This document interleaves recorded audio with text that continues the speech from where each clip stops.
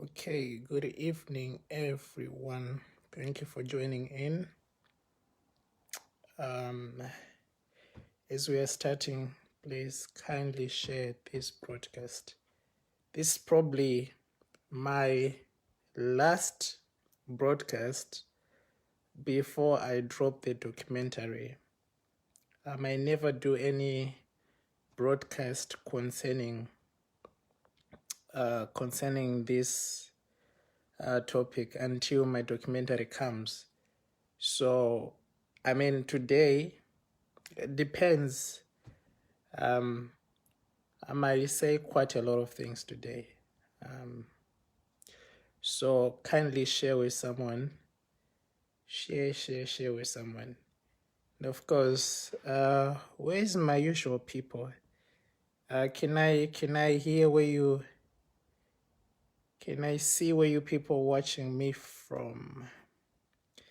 And let me hear how you are doing in this pandemic. Some of us were still following the lockdown measures, maybe until March, maybe until April. Who knows? Maybe until December. But the greatest thing is we are alive and we are well. Okay, we are safe. So please kindly share with someone. Share with someone before I share with you. You also share. It's so simple. Sharing is caring. Okay. And guys, if you can hear me, please kindly let me know. If you can hear me clearly, kindly let me know. Kindly let me know if you can hear me. I'm not going to take too long, hopefully, because I have things to do. And I'm sorry for being late. Like I said, I'm a daddy to two human beings, so I don't want to do these live videos when they are awake. So I'll wait until they go to bed, and then I can do all this in liberty. They are my first priority. Okay, so you can't contest that. All right. David Mandy is watching. Let's see if I can add him. Can I? Still, I don't know why I can't add you, bro. No why. But anyway, we need someone to be counting how many shares we have. We are not sharing until someone shares. All right, someone says sound good. Cool. If you don't share, I'm not sharing. It's my story. Come on. So share, guys. Can I see where you guys watching from? Can I see who's? I want interaction. Because I get bored. My favorite mom said, "His grace is sufficient, son. We are still covered by the precious blood." Amen. We are indeed covered. Alison in the house. You're the ones who are saying, "Oh, you beating around the bush." Now today I said, okay, let me speak in the name of the person you like, because you guys, you think I'm scared. It's nothing to be scared about. Okay? I'm not scared about nobody. So today I said, let me address them by their names. All right. So what you wanted is here. So only one thing that you can do for me, just share. I know you like gossip. Okay? You like gossip, it's okay. You're allowed. Today you're allowed. Since you like gossip, share. Now, Ace Davis, thank you. I see you, bro.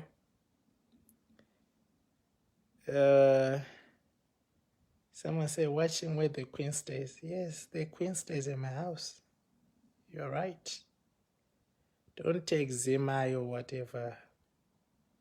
Listen, I have his number. If I want to go on his page, I can go there. Listen, take your friend who needs deliverance from stupidity. Actually, take them people as well. Those people, take them here. Drag them here.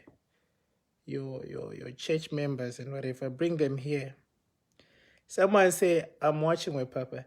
You see, guys, if you don't interact with me, I'm actually going off. I am, you know. Because for me, I felt like I have said a lot. Because first of all, I don't know why should I give you evidence for anything, because most of you, even if we do, tomorrow we see you back there again. You see? And why equipping my enemy anyway? So I'm not doing that. But I'm here to tell you things as they are. And one thing I'm asking you, share the broadcast. Share it. You see? We know you like gossip. And also just interact. You know, if I want to see comments flying in, because if comments are not flying in,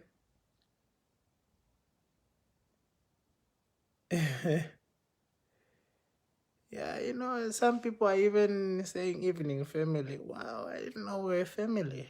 Amazing. So, yes.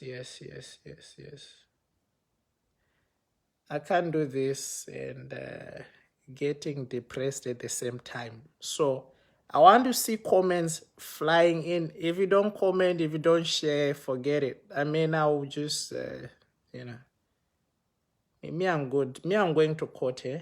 So, everything finishes there. As for you, you're the one who'll be left in that nonsense of yours. So, Dave, we want to be counting, okay? Let's keep in check people sharing, because I can see. I hope also that it's shared on my other page. Yeah. My other page will be back in 7 days. So, today is what? Yeah, so the same day next week, we'll have our normal page back.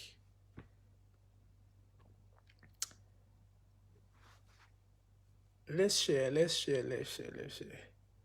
You know, some of them, they're in the conference right now as we speak, whatever conference. Yeah. I'm not seeing comments, so far, I guess, who's this person who's trying to add me? No, I don't want to add anybody. I mean business. Anyone, let's see comments. If you don't comment, I'm not talking to myself. No comments, no me speaking. No sharing, no me sharing. Simple as. Since we know you like gossip, I mean, let's help each other. Let's spread this. Okay. We want all the papas to come here, because I might shock you. If you excite me, I might play some audios for you. Okay, if you excite me, I might play some audios for you. Thank you for sharing. You know, some people are actually useless and they can't even share broadcast. What else do? You can't speak your skill. You can't even share what another dude is speaking. Come on. I don't just want you to share. I want to hear from you. Say something. Just even hello. Just in the comment section there. Okay. Invite your friends, everybody. Tonight, we're going to finish it here. And then you catch up with a documentary will be more detailed into, you know. And by the way, remember, I'm the one paying for it, and none of you did pay for it. Again, show respect. So share. Seko Winnie, Commission watching. Honey, hello, I'm listening. Hello. Okay. Where are you watching from? What country? Lawrence Koza, thank you. Someone we're following, bro. Yeah, I'm getting depressed, so I might not share even.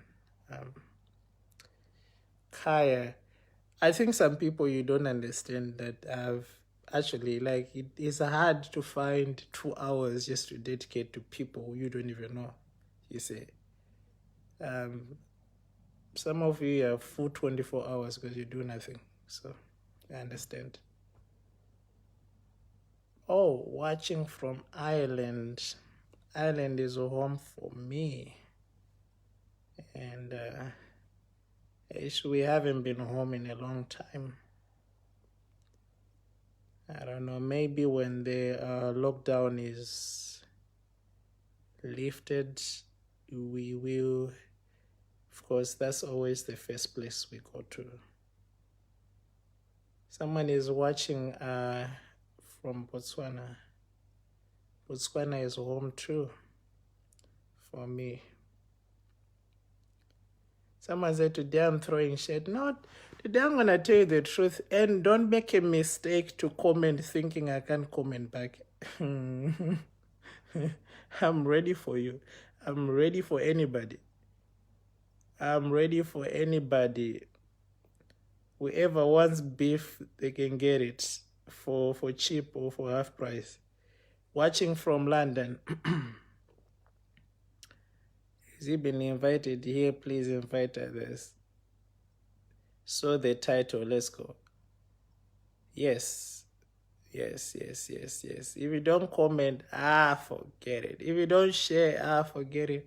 Please, you know what? I want people to take people. I'm not saying people taking people here. I want you to invite all these papa and daughter's sons.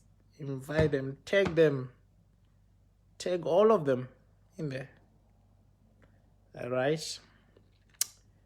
And then we are ready to go. Fazi Fabs UFIC is watching. Thank you, Fazi. You are beautiful indeed. But also share. Unfortunately for me, they blocked me. Listen. You see all those people in your contacts. It's not like they are rich people, they are making you money. Just take them here. Some of them, they are bored. Text here. All right. We are about to start. Tell someone we're about to start. I don't want to see some fool coming and ask me, what is he talking about? You see, listen, that's what I'm saying. Share so that when I start, no one will say, oh, what are you talking about? We're talking about your papa. Today is going to be hot. Guys, comment, say some things that are exciting, just say something. Don't be ridiculous. You see, I want to see you tagging. Right now, I'm not seeing anyone tagging. I'm looking at the screen. I'm looking in the comment section. I want to see, Meanwhile, you are tagging each other. Let's see who's, okay. Moses.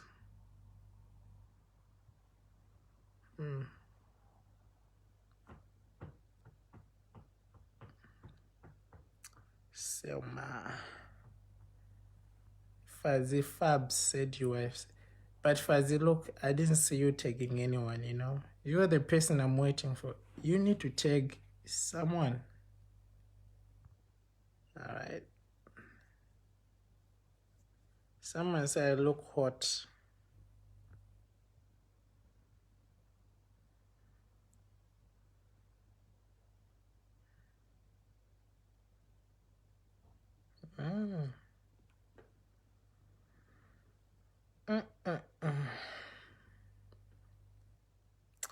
Someone said time up, let them be exposed.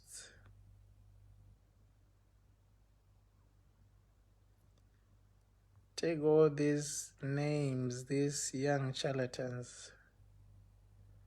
You see, I'll tell you the truth. One day, not one day, soon, you all look for me.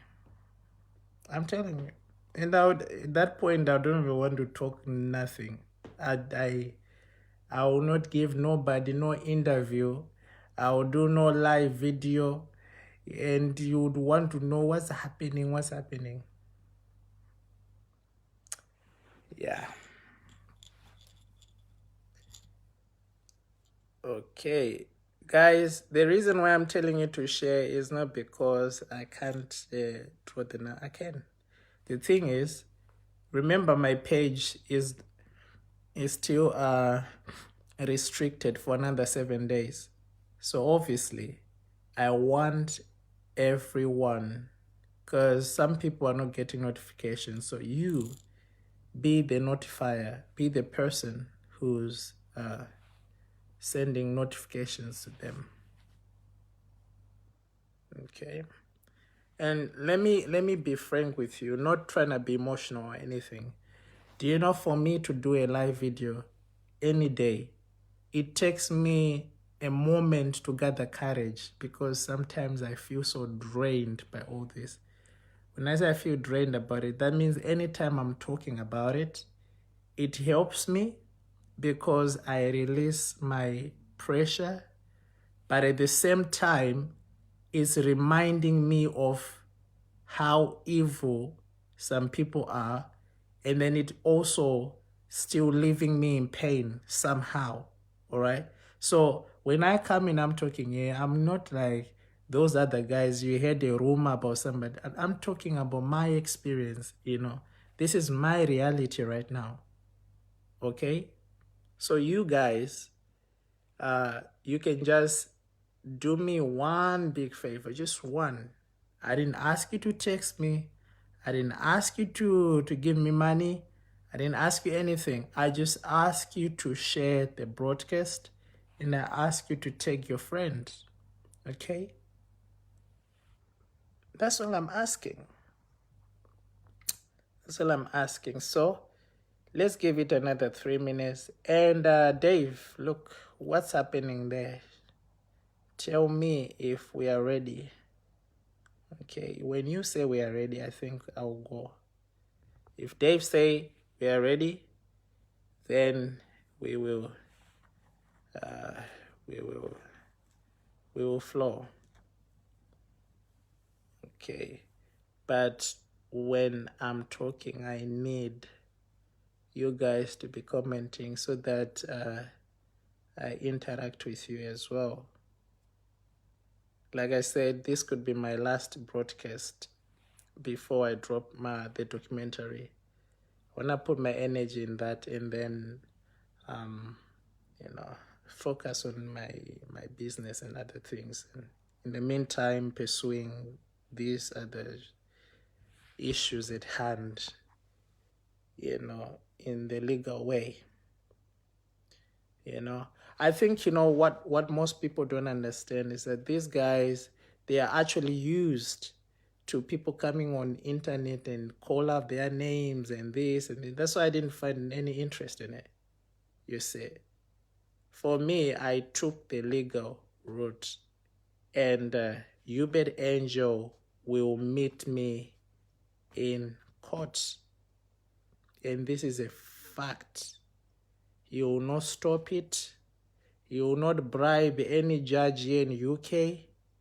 All right? And definitely, there is nothing called the power spiritual men here in this case.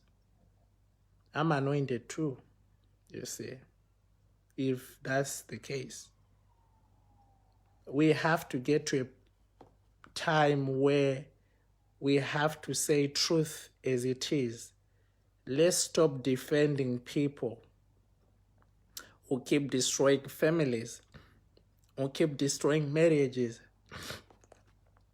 in the name of anointing, okay? But today, I'm not here to even talk about anointing. I care less about, and in this case, I'm talking about my household. Okay, I'm talking about me, the person, Ashton, here. So we're looking into, and we're looking at Hubert Angel. How did you, be the angel, try to silence me? And what was he silencing me from? What is it that he didn't want me to say? It's definitely not about anointing oil, wristbands. No, I'm talking about how this man came in my marriage by violation. Today, I will be asking you questions as well as I narrate these things, you see. Now, you see, I have known you, Bedenjo, for... So the time where I met him, I knew him from 2012, from TV, from Miracle TV, okay? That's where I know you, Bedenjo, from. But I didn't meet him until 2015 summertime, I think July. He was doing a conference with a guy called Ramson Mumba in Birmingham called Encounter Conference. The reason why I attended that conference was not because I was power hungry or I wanted anything like, material or stuff like that. No. I was a youth who was already doing things in the kingdom of God, all right? I was already a leader of a youth movement. And, some of the people who were in that youth movement, probably they're watching, they can attest to that. But Uber Angel had one guy who was in Ireland, and that guy wanted a branch of Uber Angel's ministry into Ireland. But that guy didn't have he didn't have what do you call it? He didn't have people. I had people. I had the ability to mobilize people. So when the guy came to me, when he approached me, he looked like he wanted to help with the ministry. He wanted the youth movement to go a certain direction. But there's one thing that we began to notice is when this guy was involved, it's like he was trying to sow division among the people that were in my youth movement. So I'm talking about the people that were in my leadership of that youth movement that I was doing in Ireland, you see. But because, you see, not to brag or anything, I was the center of attraction, all right? So the guy decided to get more closer to me. And I remember he said, guys, we need to go to UK. I'm just going to say in bits because, I want to get to the most important thing. But I want to help some of you get the background of what I'm saying so that you don't seem to be confused. I've done so many live videos so far that it takes you probably a few hours to go through everything. And in those live videos, some of you, they were not clear enough what I'm talking about. But today, you know who exactly that I'm shooting at, okay? And I'm shooting.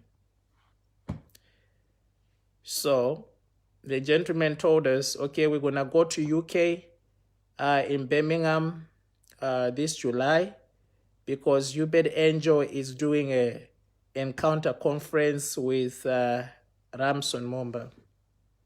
Now, remember this time, that's when he had just ran away from Zimbabwe in 2014 with issues of fraud and issues of sex offense. There was a sexual offense that he was running from. And from what I know, the person that was coming after him was not even a church member. It was a relative of his, and this is well known. You can even ask a guy called Eric Afriya, who issued a statement, I think in 2017, about why Uberenjo has left Zimbabwe, but that's not important. But I just want to try to give you a background. So, we went to the conference, and some of you, if you check my post, if you check my page, there is a girl called Dorcas Camille that just tagged me in some of the pictures when I was wearing this gray blazer or whatever with a maroon tie, I think. That was the first day of the conference. And I remember this man came and picked me, and he started prophesying to me. But now I'm looking back into before we even went to that service. The man took us to the office. The man who brought us from Ireland, the man who was driving us from Ireland, he took us to Hubert Angel's church. They had this building in Birmingham they were using at that time with these black walls and whatever. It was scary. It looked like it was not even renovated or anything like that. I remember we went there and we met Hubert Angel's relative, who was also a senior pastor. And we spoke to him.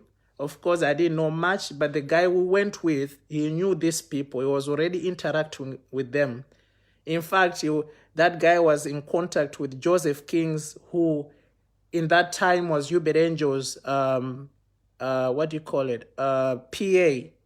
before this white boy came in place. All right? So when we went there, who knows? Maybe that's when our information got exchanged. But that time I already had my girlfriend. I had my girlfriend from the time I was in school. You understand? When I was finishing my A-levels and stuff like that. And we were already going to the same college with my girlfriend. All right? Guys, I just want to know if you're following, if you're following, please just comment in the comment section so that I know you are following. If you are following, please let me know. Let me know if I'm clear in my sound and if you understand where I'm coming from. Good. See, guys, don't be... Just say following. It's okay? You might not agree, but just see you're following.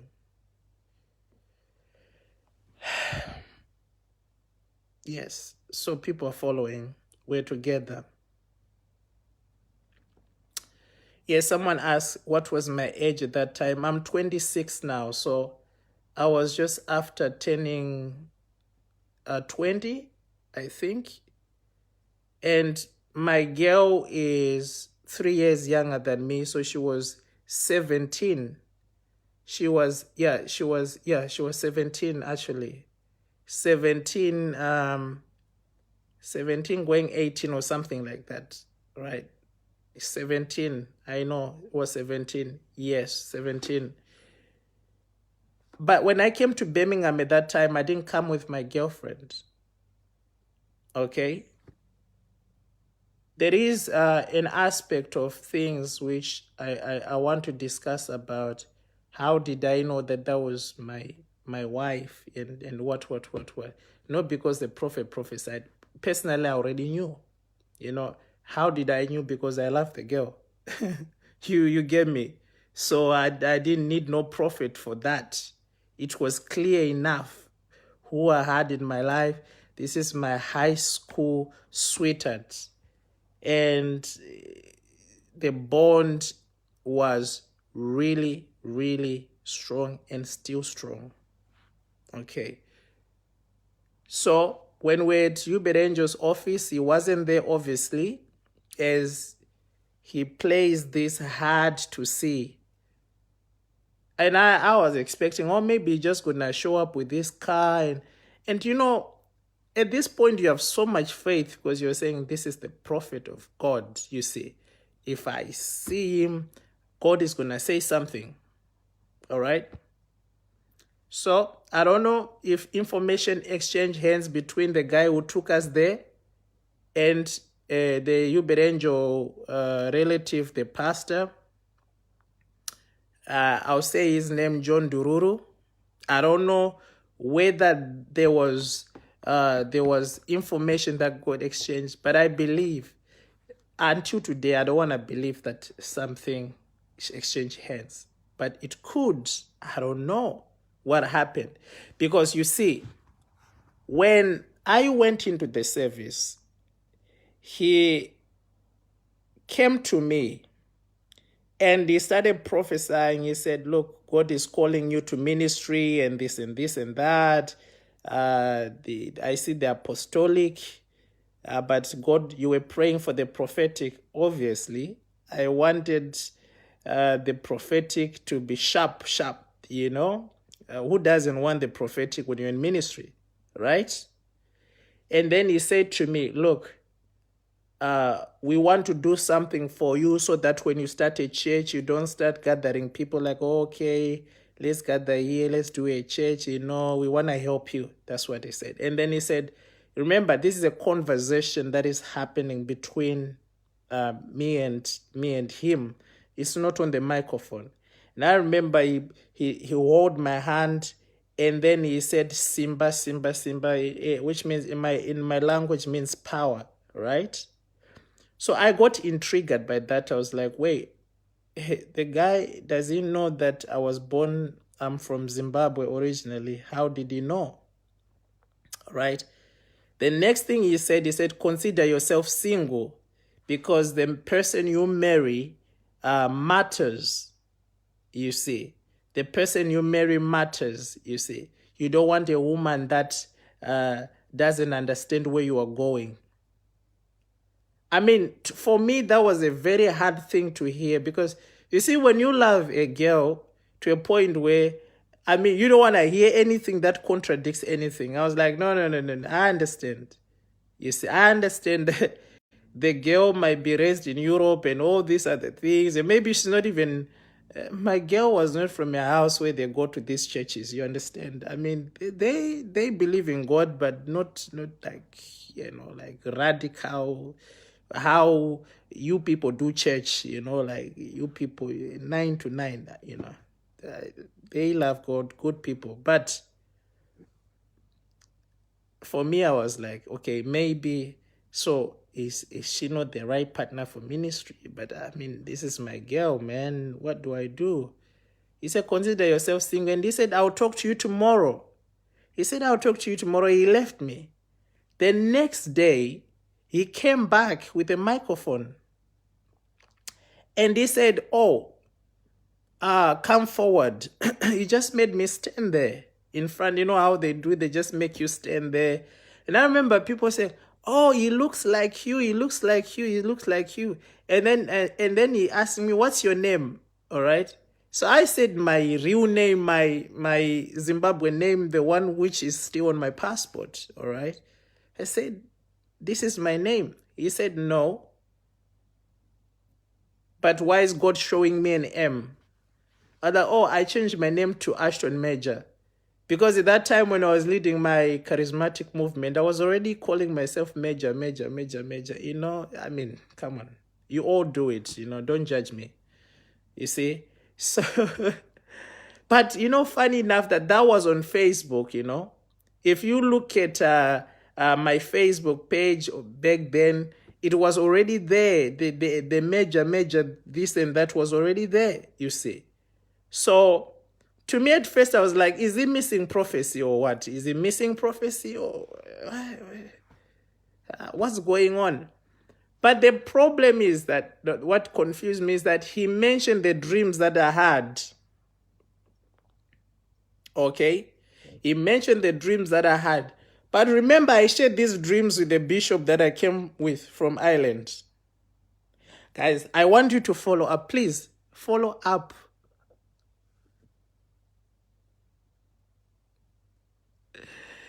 So I shared these dreams with the guy that I came with from Ireland. So I do not know. In those same dreams that I shared with him, Same dreams that this guy spoke about, you see. So the next day he came back. He was like, go and tell Kimberly that God is approved because I saw her praying. So my friends were jumping around. Those who were at the Encounter conference in Birmingham know what I'm talking about. Everyone was jumping around, jumping on me like, wow, wow, wow. Even myself, I was like, wow, the guy picked my girl by name. This is dope. And the next thing that happens, You Better Angels protocol called Washington came to me direct after that. It's like, you see, your friends are jealous of you. Immediately. Your friends are jealous of you. You know, you need to guide this thing and follow what Papa says. They already started the divide and rule. Remember, these are the people that I started the youth movement with.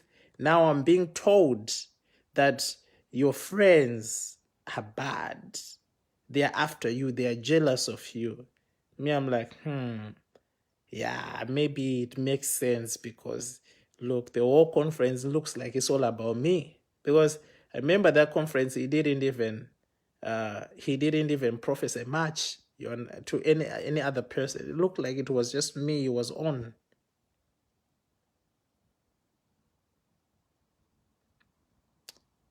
So that day, I even said, no, I will not talk to my girl until I return to Ireland. You understand? But I believe she was watching or someone sent a link. I didn't. I said I will not talk to her until I return, Maybe someone did. I think someone did because I went to see her after and she said, yeah, I was watching. I saw it, whatever it was. Moving forward, the last day of the conference,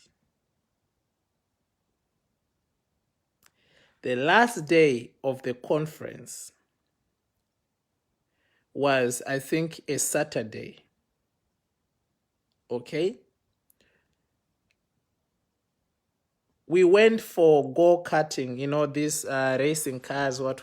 Listen, at that moment, I was too spiritual. Me, I was there to collect grace. Trust me, I was not interested in this go-karting, this and this and this. And I remember, and I have the picture. I remember sitting next to Beverly Angel, and she asked me a question. She was like, oh, so if the prophet finished talking to you, I said, yeah, but he said you will speak to me more. She was like, okay. So what's your plan? I said, I know what, I don't mind. And I think my plan is to be under you guys until I know what I'm doing. And then I'll go and I start my own ministry. She was like, oh, okay. She didn't say much. She was, oh, okay. And then I was like, can we take a picture? She was like, yeah, sure. And then we took a picture. And I think that's the only picture I ever took with her. And I think it's somewhere on my page or whatever, I took a picture, young Ashton, very naive. And, I stepped back and I allowed some of my friends to come and take pictures as well. Remember, this is the Irish team, the Irish. These guys are already seeing a branch in these people, you see. So obviously, they had to give some attention. The next thing, we went to his church now because where the conference was happening was not his church. It was Ramson Mumba's church. So on Sunday, they had a big day Sunday at that building that we first arrived at, okay, when we went to Birmingham, where I saw Pastor Dururu. We went to the big church day. I saw Ricky was still a music pastor, what. And, we were given first, someone says, how you're glowing. I love seeing it. Thank you. I mean, I'm learning from you. So I remember we're given the front seat, what. And I mean, this is exciting. Like, wow, life is changing. To me, I'm like, wow, you know, I'm connected to a general. And trust me, I had love for this man. Love. When I talk about if I ever loved a man, and if there was a man that was not ashamed to tell I love, you know, I mean, it's hard for a man to tell another man you love them, even if you do. If there is a man that I can tell you that I loved, is that guy. And it's nothing to do with his gifting or whatever. I just loved him, you know. I loved the man. So I'm like, wait, hold on. This is favor. Life is changing. Life is moving fast.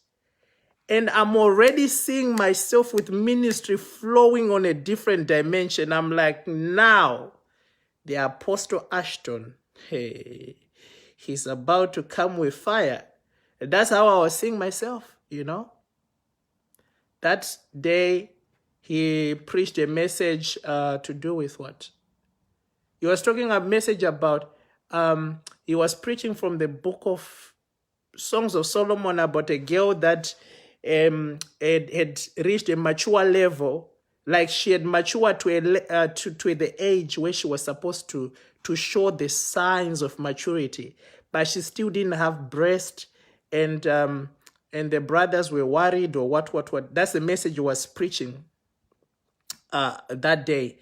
But then, you know, he always changed this message. So he preaches something like that and then turn it into a message or whatever, how it's like he was saying that, or some of you have gotten to this stage where your prosperity has to show, but, you know, and now your brothers are worried, it's like everyone around. So me, I'm like, wow, this man is controversial. Trust me, I love the bit of controversy because me, myself, I'm not a person who likes normal things, you understand? Like, I like being myself, you see. I like being myself. I'm not saying that being extremist, no. I'm just talking about I like being myself. You know, everyone is different. They have a unique way of doing things. I love the style. I'm looking at him, and I remember we took a picture together in the car park, and I have that picture. You know, to me, this is why I keep pictures, because they take me in the memory lane. I can relate to a certain time by looking at a picture. So that, and I remember he's the one say, "Oh, let's take a picture." What. So we took a picture after the service, and then he was like, "Oh, son, we'll see you. Bye." He was a man of few words. He wouldn't talk to you like, you know, a lot of things. No. He was just like, I mean, even for you to hear him talk, you'd be like, hey. So, you know, he was a man of very few words. He didn't like to speak. I don't know, maybe that's part of him grooming people, or to make himself feel like, you know, the prophet doesn't talk much, you know, this. Are you guys following? Please. Are you following? So we went back to Ireland, and because the man that brought us there was already in contact with Joseph Kings, who happened to be the PA then. We were invited to Hubert Angel's house. He said he wants to see me, and he wants to see the other guy. All right? So we're talking about, this is what, July. So we came back in August. That's before he moved to the house that he currently lives. He was living in Newark. We went there. But before we went there, actually, we went to Manchester, where Joseph Kings was living, because we didn't know exactly where the prophet lives. So we had to come from where Joseph King's house was. So we drove from Ireland into Manchester. And we had the cars. Obviously, we had to use those ferries, those ships where you put your cars in, like a hotel, whatever it is, you know. nice experience, because to me, I love road trips. So I was like, okay. So we drove all the way from Wales, okay, Northern Ireland. Is it Northern Ireland? I don't know. Wales, yeah, to Manchester, where Joseph Kings live. And then Joseph Kings took us to the prophet, to the prophet's house. Listen, when I say a prophet, doesn't mean I believe he's a prophet now, okay? I'm just saying how I believed in that time, okay? How I related in that time. So we went to the house, you know, we arrived there, and we sat with Joseph Kings outside. You know, Joseph King said a very funny statement that even myself, I was like, this guy, is he really with you, Bet Angel, or what? But it's like he wanted to incite something for us to see something. He wanted to talk, he wanted to say the wages of sin are death. So he wanted to start telling, so Hubert Angel he doesn't come out of his room or whatever. At that time, he was living like it's like a farmhouse or whatever. So he had his own section where there is a bedroom. It's like a big bedroom, like in his yard. And then he had another section of the house where he also had his private living room, and then a public, when I say public, I mean that's for the whole family and whatever, in other rooms that the people in the house uses. So I remember I was tired. Remember, you traveled all the way from Ireland into UK by road. All right, that's about 14-hour, 16-hour journey that we did. All right, I was tired. I remember I just went into his sitting room, living room, the ones for everyone. I sat in there, and then I slept sitting there. But I was even scared, you know, like, oh, why am I sleeping? This guy doesn't even know me like that. And I slept sitting there. And the other pastor that I came with, he went to drop Joseph King's back, you know, so it was just me left. He went to drop him at the train station, so it was me that was left in the house. So Hubert Angel's children, they were just around, they came in, and, you know, I just interacted with the kids, and, you know, I mean, they were all still young at the time, I think, you see. Within a few minutes, I see this tall gentleman walking from the other part of the house where he was.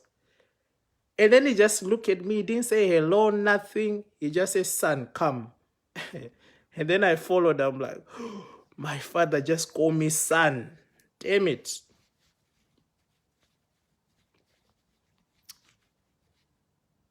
And they had Miracle TV studio in the house at that time. So he said, come. So I followed him. We just went in the studio briefly, and then I saw him shouting at these guys. I see these guys, their veins coming through. Me, I'm like, yeah. This is actually dangerous. This is dangerous. This man can shout, eh? And I don't think I will be able. Now I'm scared. If I say something stupid, he might shout at me as well.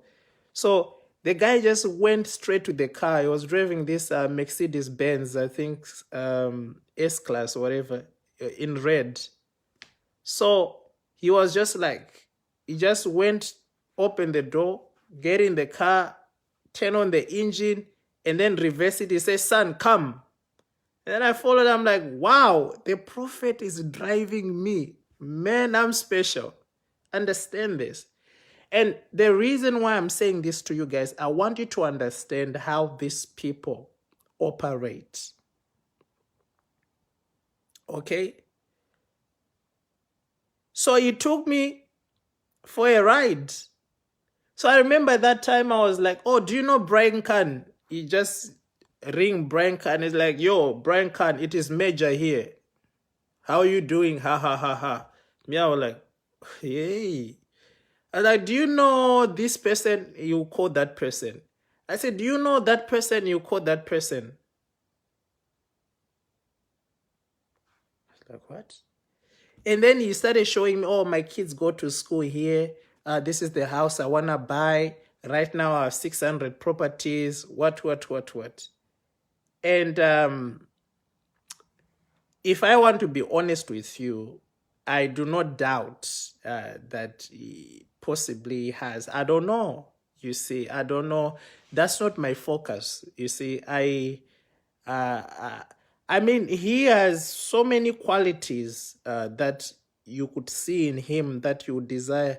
Nothing to do with money, just him as a person. To me, I was like, you know what? This guy, is it the same guy people were writing in newspapers? I mean, come on, it can be. You see, so he was erasing every negative thing that I ever had in me left about him. Because remember, we're just getting to know each other. So I'm like, okay, this guy must be something, people must be missing something on this guy. So we went for a drive and he told me, oh, look, this is where I come here when I'm speaking in tongues, what. This. So me, I'm actually taking this as notes, like, okay, this. And I remember we got back to the house. He parked the car in front of the gate, waiting for the gate to open. And then he looked at me, he said, son, you need to be careful. Then I'll look at him and say, okay. And he said to me, I saw women throwing themselves at your feet. And then I remember saying to him, in the name of Jesus, never, it will not happen. And then he just, how he looks at people with that eye like this, he just looked at me and then he just drove the car into the thing. And then he invited me to his private lunch. And I remember I was on my phone, my little iPhone that time, like playing with my phone. And then he said, no one is allowed to be on the phone except me. I want to hear you guys talking. So remember, when you sit with this guy, you are thinking that he is scanning you, everything about you is scanning you, what. And then that's when he repeated the thing to do with women or whatever he mentioned. He mentioned something like, but he mentioned in a different way. He said, I don't want you to do the same mistakes that I've done. All right? Guys, imagine when someone is telling you things like this, if this is your first time sitting with them properly. Man, they win your heart. The man won my heart that day. I was like, why is he so confident with me? But to be frank with you, you better angel had every reason. He had every reason to be confident with me. Trust me. Not one of the things that he ever said, even some of the things I have never shared with anybody. Not one. He had because you see, there are people you can tell like this person just loves me. And I was one of those people. And I also believed it was the same with him. And I remember him looking at this other guy I came with, that pastor. And then he said, the problem with young guys like you worry too much about integrity. But he's telling an old man, old enough to be his father, that you worry, young men like you worry about integrity. And then I was like, wow, he speaks with so much boldness, with so much authority.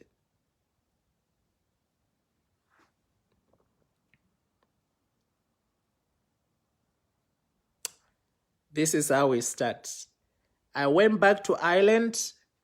I started a branch for him, okay? And I was okay with it. In fact, I didn't want to start that branch as under his name. I wanted to start it as my own church.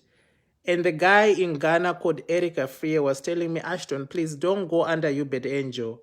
You can have him as your mentor if you like, but don't go under his church. Don't go under his church. And I didn't listen. I was like, maybe this guy is trying to be jealous, I didn't listen. It didn't take months, and this guy started showing their colors. Now he started texting women in my church, in my branch, like this. He's taking their numbers. At this point, I don't even know. We're talking about, now this is 2016. This is 2016. And I don't know, he fired, or that PA Joseph Kings was not there with him anymore. So the white boy was now there. The white boy hated me so much for no reason. Trust me. No, there was a reason. I don't know what Hubert Angel was telling him, but that guy was texting people in the church like this, dividing the church, dividing the church, dividing the church, until I just gave up the branch. I gave up the branch. I sat down. 2016, I got engaged 2016 in April. Okay. When I got engaged 2016 April, remember, I have not taken my girl to him yet. 2016 April, I got engaged, right? No, actually March going April, yes. March going April. I got engaged, and things are moving good. So now I'm not ministering in church anymore. I'm just sitting down. I'm just whatever. These guys are on rampage. It's a story for another day. We need to cover much ground, okay? Whatever they are doing, I'm just sitting there. And I remember 2016, in about July or so, all right? I went with my girl to Birmingham. Yes, in Birmingham. And I remember that time he even came and then he prayed for us and what. Nothing happened. We went back. We flew to Ireland, I think, if not the same day, all right? Flew back to Ireland the same Sunday. Went back. 2016, in October, November, and I have the exact dates, yes. He texted me a message, and I was sitting with one of my friends, in the house. And then he texted me a message. He said, oh, the reason why you are not proceeding, you are not moving forward is because of your pride. It's because of your pride. You don't submit enough. You don't submit enough. You don't submit enough. And I remember crying because I was like, God, I love this guy. But to be honest with you, I don't know what exactly is he talking about. I took a picture of myself crying. I took a picture of myself crying. I sent it to him. I said to him, oh, I want my life to go the right direction. You tell me what exactly am I not doing? What exactly am I not doing? Tell me what to do. And then when he saw my picture of me crying, I was like, okay, we are cool. Don't worry. Go and apologize to Lee. I was like, apologize for what? He accused me of starting a prayer line somewhere where people are coming and they're paying seeds on a prayer line. That was never true. He accused me of me giving false prophecies to people. That was not true. I know I'm gifted, and when God ministers something to me, it was always accurate. I mean, anyone that I ever ministered to is true. It has happened. But I was not even doing this thing of like, oh, now your address is like this. No, like the word of knowledge. When God gives you a word of knowledge, you understand. I was deep in the things of the Spirit. But I was not even doing that either way. I was just there quiet. He silenced me, isn't it? Right?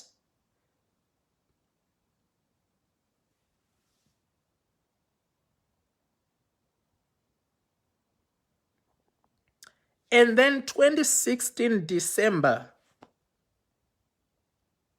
he says to me, I tried to cross the Irish Sea without papers. I had the Irish papers, but I didn't have the UK visa, all right, in 2016. So I was detained and I was deported back into Ireland. And I was told my girl had to go forward. And I was like, okay, here's the money. Go and give Papa, on my behalf, this and that, and this and that, and that, and that. I said, okay, cool. I returned. And then I texted him. I was even crying. I was a crybaby, honestly. I took a picture again and sent it to him. I said, look, I'm crying. He said, oh, this was your time. That's all he said. Never said anything. This was your time. I said, oh, trust me, I found my way into UK. I did find my way into UK. I organized how I organized things. Immediately, I was offered the chance to get in.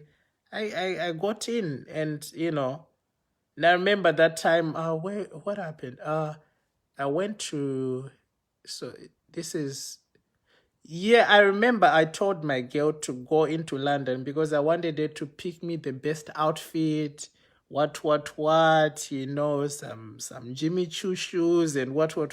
Yeah, so I came from Birmingham, and then I went all the way uh, to Kent, where my friends were living. Okay, because whenever I was in UK, I would always come to my friend's place. You see, so I went to my friends.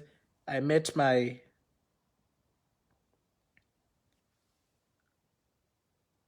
So I went to that place. We proceeded to the conference. The New Year's crossover into 20. We're looking at 20 what now? 20 crossover into 2017. Okay. He saw me when he was signing books, and he came in and hugged me. He said, wow, son, you look good. You look amazing.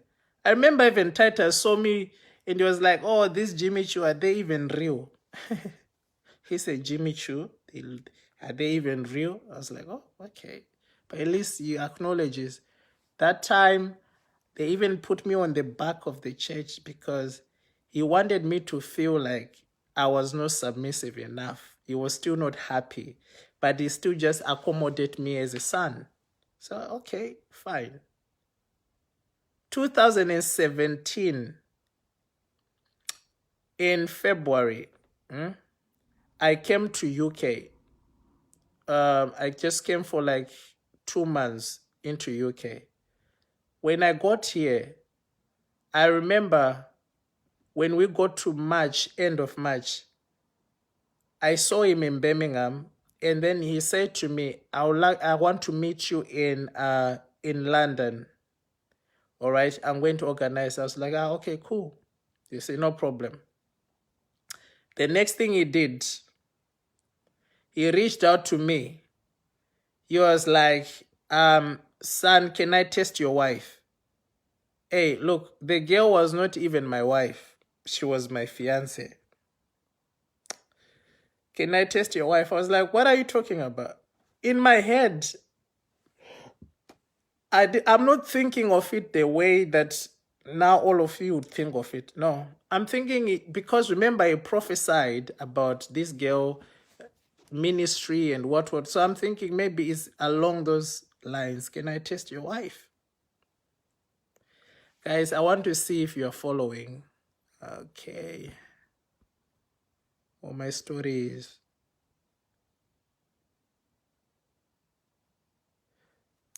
Okay. Can I test your wife? And then I gave him the number.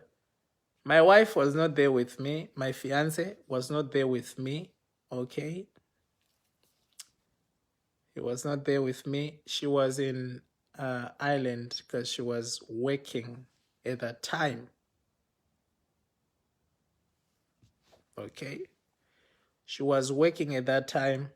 So he reached to her and then he's asking her questions like this, which I later on found out now. Okay. That I later on found out. I didn't know then. He asked her a question like, oh, if I tell you to come and see me, would you come and see me? So like, yeah, you're my spiritual father, and me and Ashton will come and see you. He was like, no, I'm not talking about Ashton.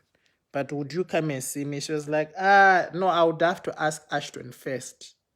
Right? And then he was like, oh, would you sleep with me? And she said to him, no, I won't do that because I love Ashton. And you are my spiritual father. And you are married. And it's just not a thing that I'll find myself doing. Do you know what? The next thing was like, okay, you passed the test. I was just trying to see. So he came back to me and he told the girl like, don't mention to Ashton. It's just, in between us. I was trying to test you. Understand, this is a young girl. She's naive. She's at this point, I think she only turned 18. You understand? She's 18 years old, naive. She doesn't know these things, whatever it is. The man come back to me and was like, oh, the girl loves you, son. I'm very happy. I'm very happy. I'm very happy. I was like, oh, thank you, Papa. I didn't want to ask any questions. Thank you, Papa.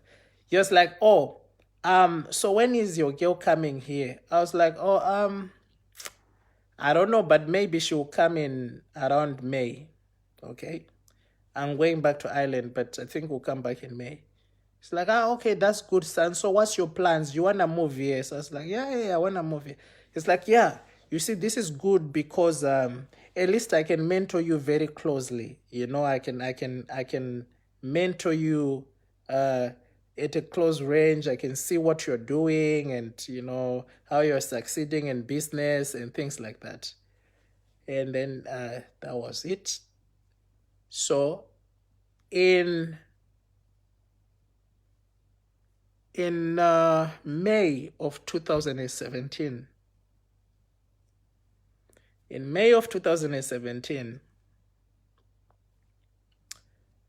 Anton Joshua was fighting Klitschko. And that's how I remember the day. And my fiance happened to be in town. Man, I love my girl. You see, when she's around, I'm like, yeah, not because we met in church, because we were friends. We are friends. So to me, I was like, you know what? I'm happy. I'm excited. Somehow the men could see, because now I understand that he goes through social media and stuff like that. He does follow up people's pages, you see. And then he texted me a message. He said, can I see you in London today? I was like, what? Major is calling me to London. He said, yeah, can I meet in London? I said, okay. He said my arrival time is 2 p.m. or something like that. I said, okay. Since I was with my brother, I said, you guys, you're the ones driving. You can drive. We can just go together, you see. Let's go. My brother, his wife, the child, myself, and my fiance, because at this point we don't have a kid. We just, So we went there. Now remember, we met him in central London, you see. So he started taking us around, no bodyguard, nothing, London is a free place, come on.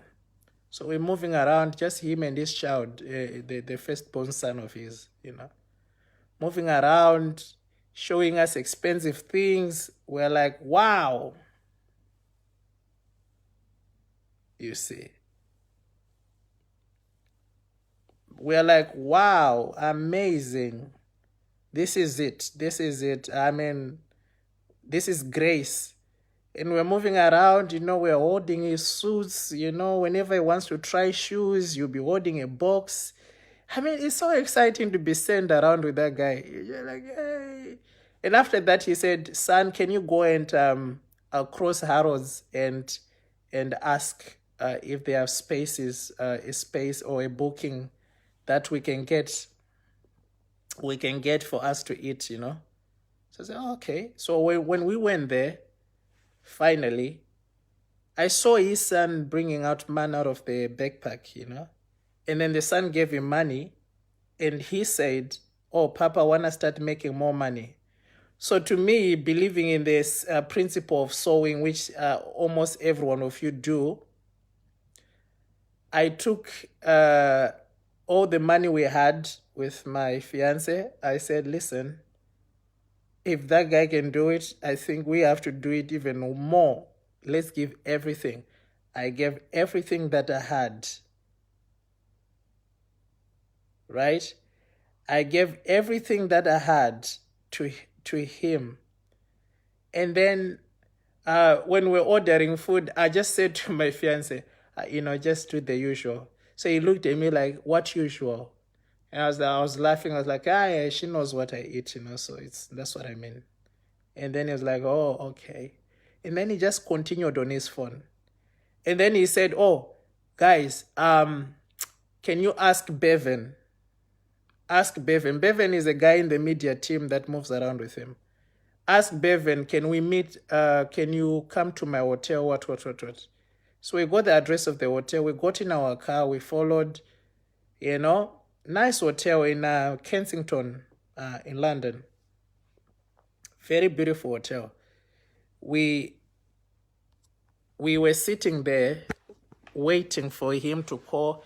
Took about an hour, and then Bevan came to me. Is like, the big man is saying that he wants to see you. Come upstairs. So he took me with him. I was given the special seat. I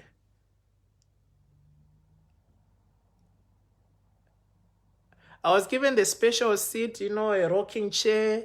He opened the fridge. He poured a drink for me. I'm like, man, I've seen favor. This man loves me, This man loves me so much. All right? Guys, I'm praying that this broadcast won't be interrupted by anything. Just pray, please pray.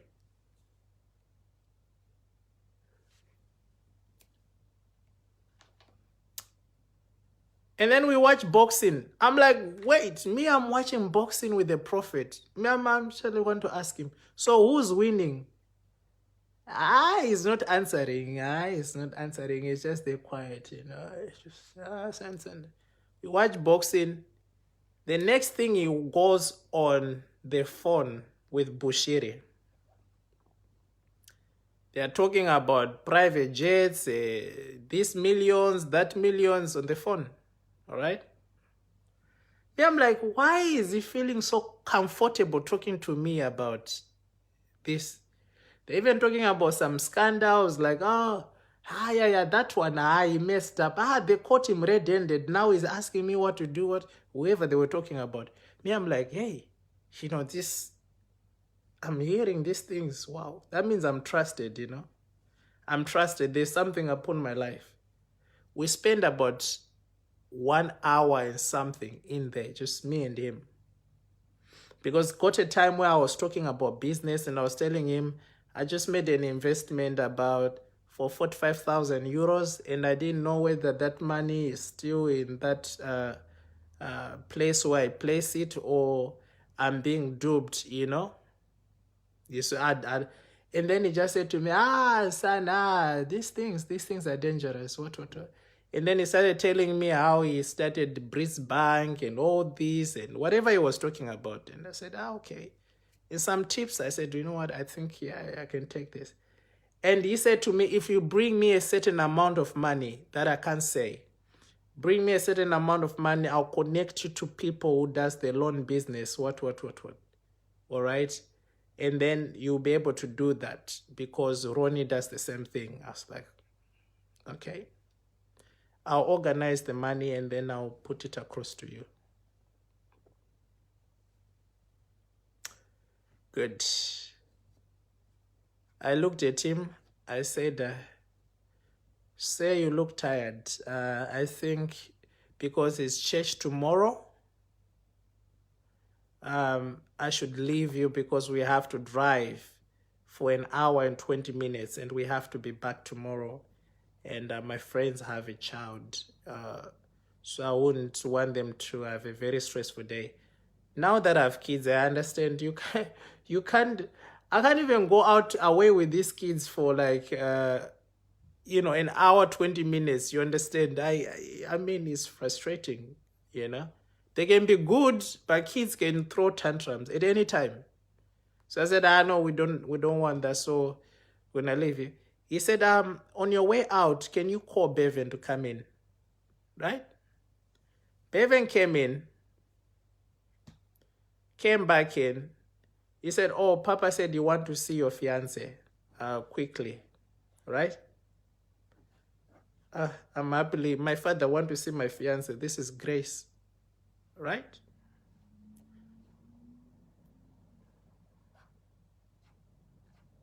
My fiance goes with Bevan.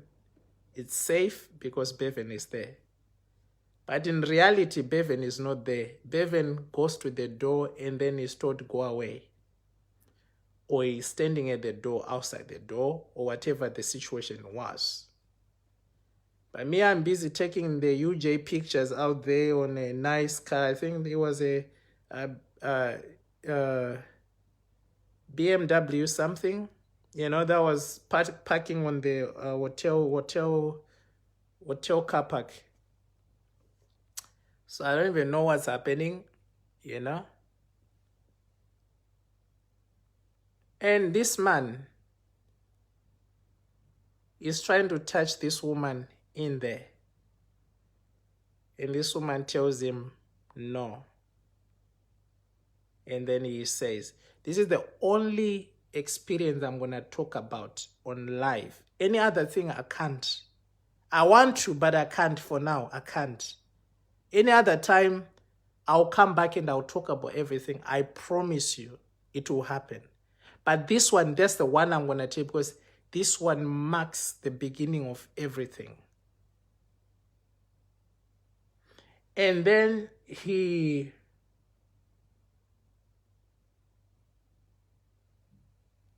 keep pushing, and forces his way in. Forces his way in. So let me use the word violation. So he violates. To cover up what happened, he calls for my brother, Kadim. He says, can Kadim come? I want to pray for him. He pretend like he prayed for Kadim. The face of my fiance doesn't look the same. She looks emotional. She looks paranoid. She looks angry.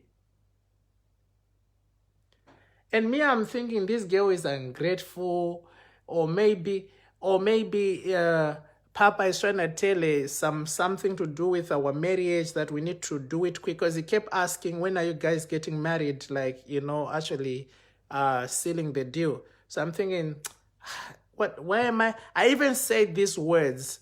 I said, you are a very ungrateful woman. I don't know what's your issue. I don't know who else has this kind of access. And then you're still looking angry. I don't know what you're angry about. You can't tell me. And I remember my fiance said to me, you don't listen to me. I said, what do you mean I don't listen to you? I listen to you. We talk about everything. And she broke. And this was our conversation privately when our friends were not there. This one. And I never shared. She said, I don't listen to her.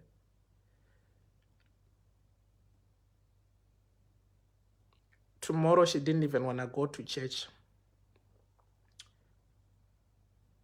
What's surprising about that night, this man didn't call my brother's wife to pray for her. But he called my wife, my fiance, but he didn't, and called my brother, but didn't call my brother's wife. Even my brother's wife was confused, like, what's wrong with me? Like, how come he saw all of you and he can't even, like, is there anything wrong that I'm doing? You know, that kind of thing, because he gave that impression.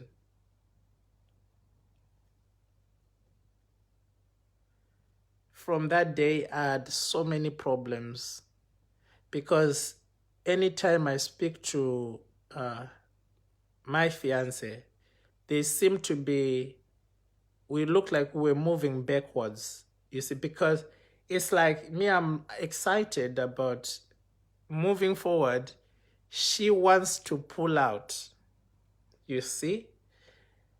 But she doesn't want to pull out because she loves me too, you understand? So, but again, there is no way Ashton is going to listen to this.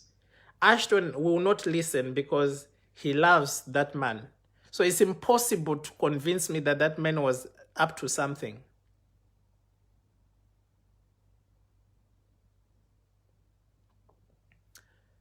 But what I want to say tonight is, from that day, this man started blackmailing her.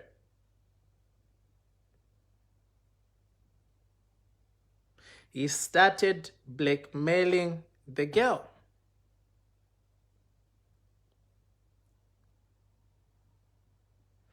And he started putting me closer, because at this moment, he needs to watch me now. And other things followed and followed and followed and followed because of those blackmails that I can't mention. But you guys, you get the idea of what I'm talking about. Okay? I'd love to share with you, but in the moment in time, I can't, because of the direction I have chosen with this whole thing. But I told you specifically. And for the last 4.5 years, no matter how good we've been for each other, I mean, relationships, you find arguments, but not the ones where you can't repair anything. No, the arguments were there. I don't want to lie. Normal things like normal couples do, you understand. But she always told me, when you are ready to listen to me, there's something I want to say. And then if I be honest to people and not lie, I didn't know what it was, but I was scared to hear about it. I chose not to hear about it. I chose to shut my mind. I chose to shut my mind.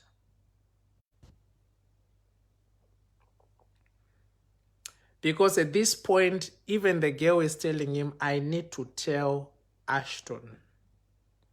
Because I feel bad. Because I heard you even preaching about going to hell.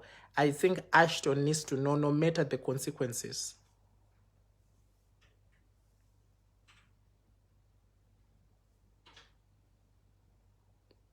He needs to know, no matter the consequences. And the men start talking about, do you remember the woman that tried to say something about me and then she died? This and this and that. Do you want to fight me? You don't respect rank, this and this. My son will not believe you, and this and this. And everyone is going to hate you because they will not believe you. They will think you want to destroy the ministry, respect the spiritual side, all these other things that he began to say. At the same time, he is coming to me, getting closer to me, and the girl can see that he is getting closer to me. I can spend time with him, long time with him in his office, and the girl's like, wait, hold on.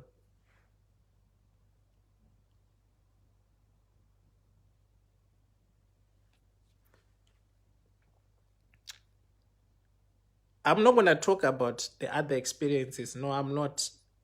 For now, I can't, because I might make a mistake. I might make a big mistake ever. So I'm not going to mention. Let's leave it for now. But I'm going to mention one thing.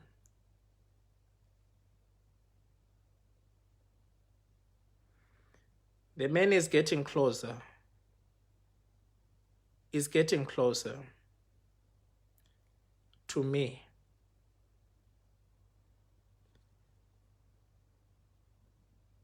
He continues with what he's doing. And at some point, a person gets to a point of just giving up.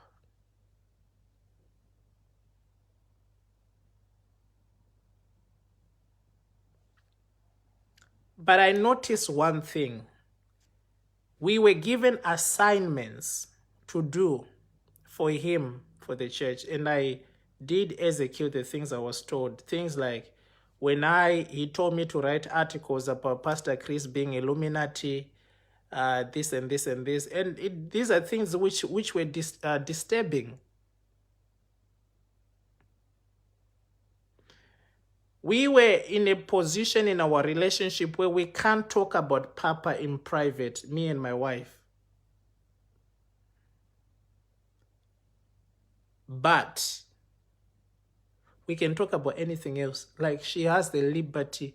We can talk about anything else. It's like even now we can talk about that guy. Now we can talk about that guy. And this whole experience is in detail. We can talk about it now. It's okay. But back in the time, it wasn't there. We were not talking about that guy. So it gave him room to keep doing what he was doing. Guys, imagine I had my first child, my firstborn, who was 2 years old now. And even when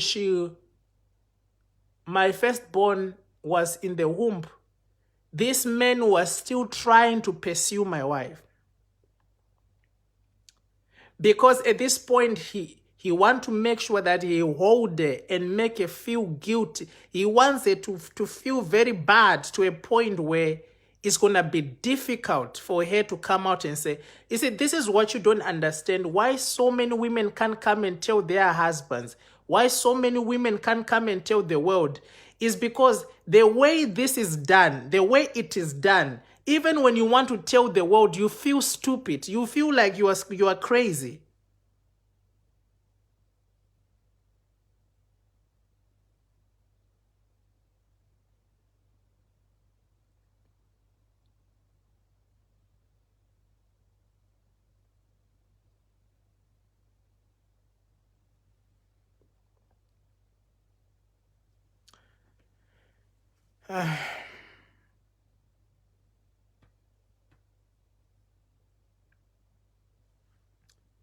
My firstborn son came.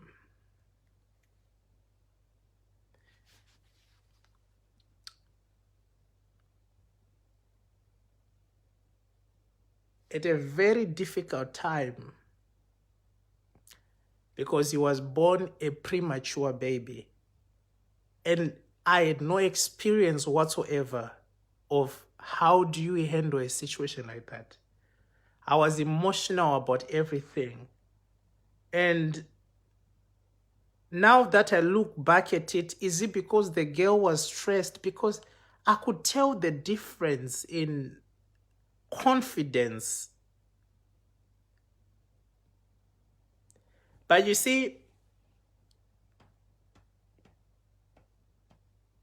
how do you, if you were you, how do you approach it?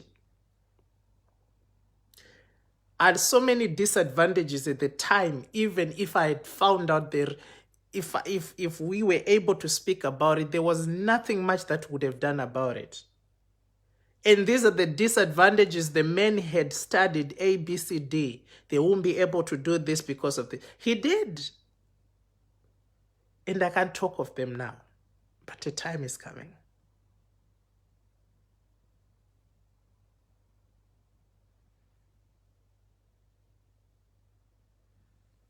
I managed to pull out. And my girl told me one day, she said, one day she was crying, and I don't know why, she said to me, how come we can't talk like we used to before? And I remember I answered, I said, what are we talking about? He said, no, I just want you to listen. But I said, I listen to a lot of things. Anything else, we listen. If I said to you, I don't know what it was about she wanted to hint, I felt like she wanted to talk about the church, that we shouldn't go there. And I didn't want to hear those words from her, even though I didn't know what reason could it be.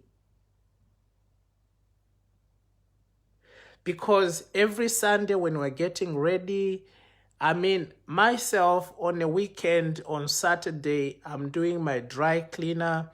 You know, if my suits are in the dry cleaner, I'm there ready to collect them. I'm doing my facials on weekends. You know, I just like doing things like that to keep me up on weekends.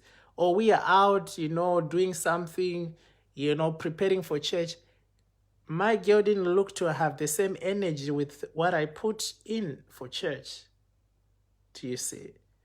If I say to her, oh, do you want to order something online or whatever or do you want to go into the shops and buy whatever you like? Sometimes she says, nah, I don't want to buy. What I have is already enough.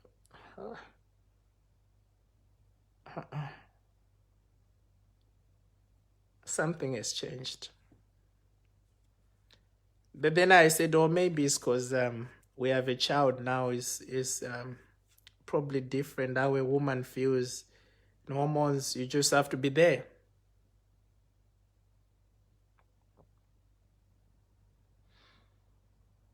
So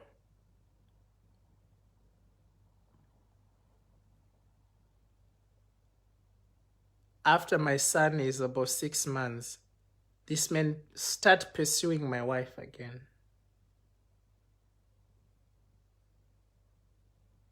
This is now 2000 and my son was born 2018 December. He was supposed to be born 2019 February or end of January or first week of February. So if it was just a few days short.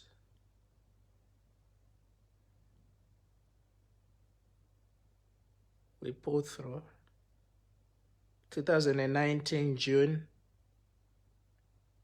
July, August. At that time, we were focused on, we had several businesses that we were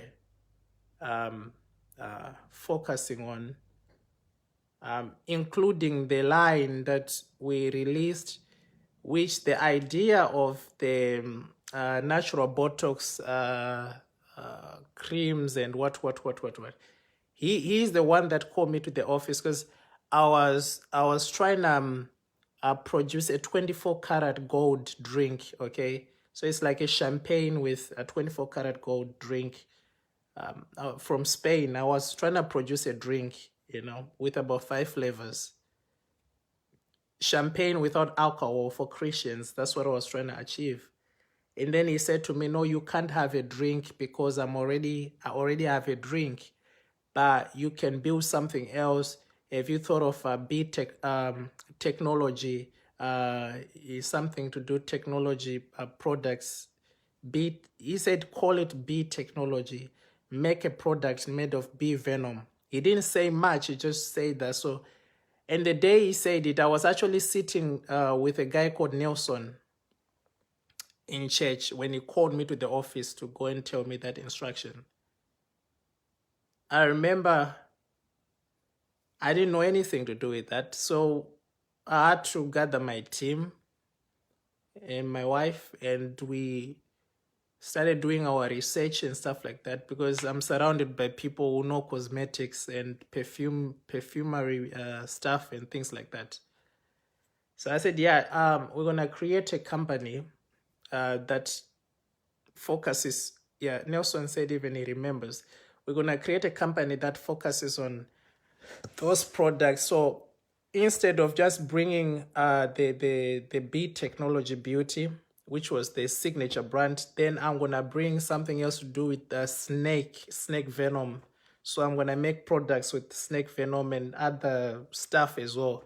So I managed to release 3 brands at the same time, which were launched in 2019 October. If you remember on the Business Expo, we were there. We were like, our business was one of the main attraction there, if not the main attraction. Let me just say one of, because now they can argue, but then they were not arguing. So we launched that as our first physical business, like, with physical products, a beauty company, which later on produced perfumes, which he doesn't even know about, and perfumes actually in the pipeline. Okay, niche perfumes in the pipeline.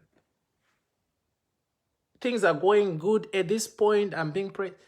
But then he called the girl to the office at this time, and he told her that we have, you have to let me continue doing what I was doing because this is why you guys are successful. You know, Ashton knows about it.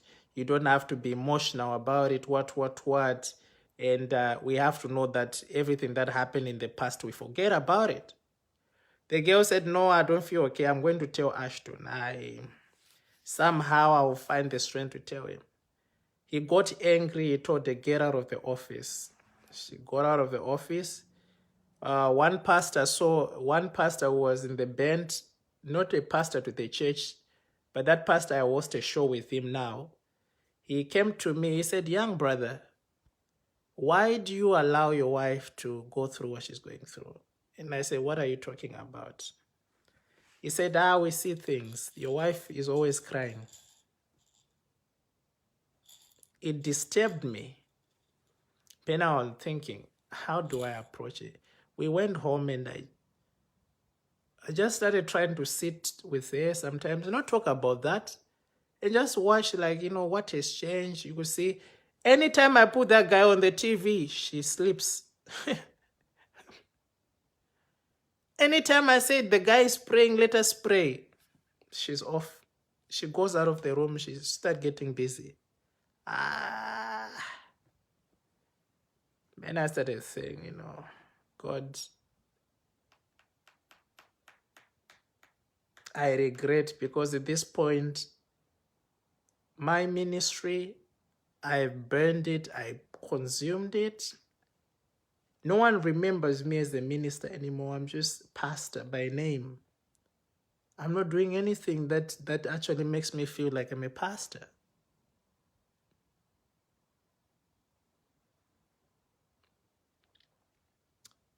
(2019) October. In November, the man calls me to his office. The girl is now giving him wahala. Now he wants to demonstrate to the girl that he can even harass me if he thinks that I'm in the safe place. The pastors just started coming from nowhere. Oh, men of God, people are complaining about you. Who is complaining about me? Oh, many people, we are waiting for our third parties. Okay, if when you are ready with whoever's complaining about me, please bring them. Not one day they'll come back with anyone. I went to the man, I said, you know, I don't know if I'm being emotional or what, but you know very well that all these years that I've been with you, I've never asked you for money, number one. Number two, I've never complained to you even about my personal things. Even my wife,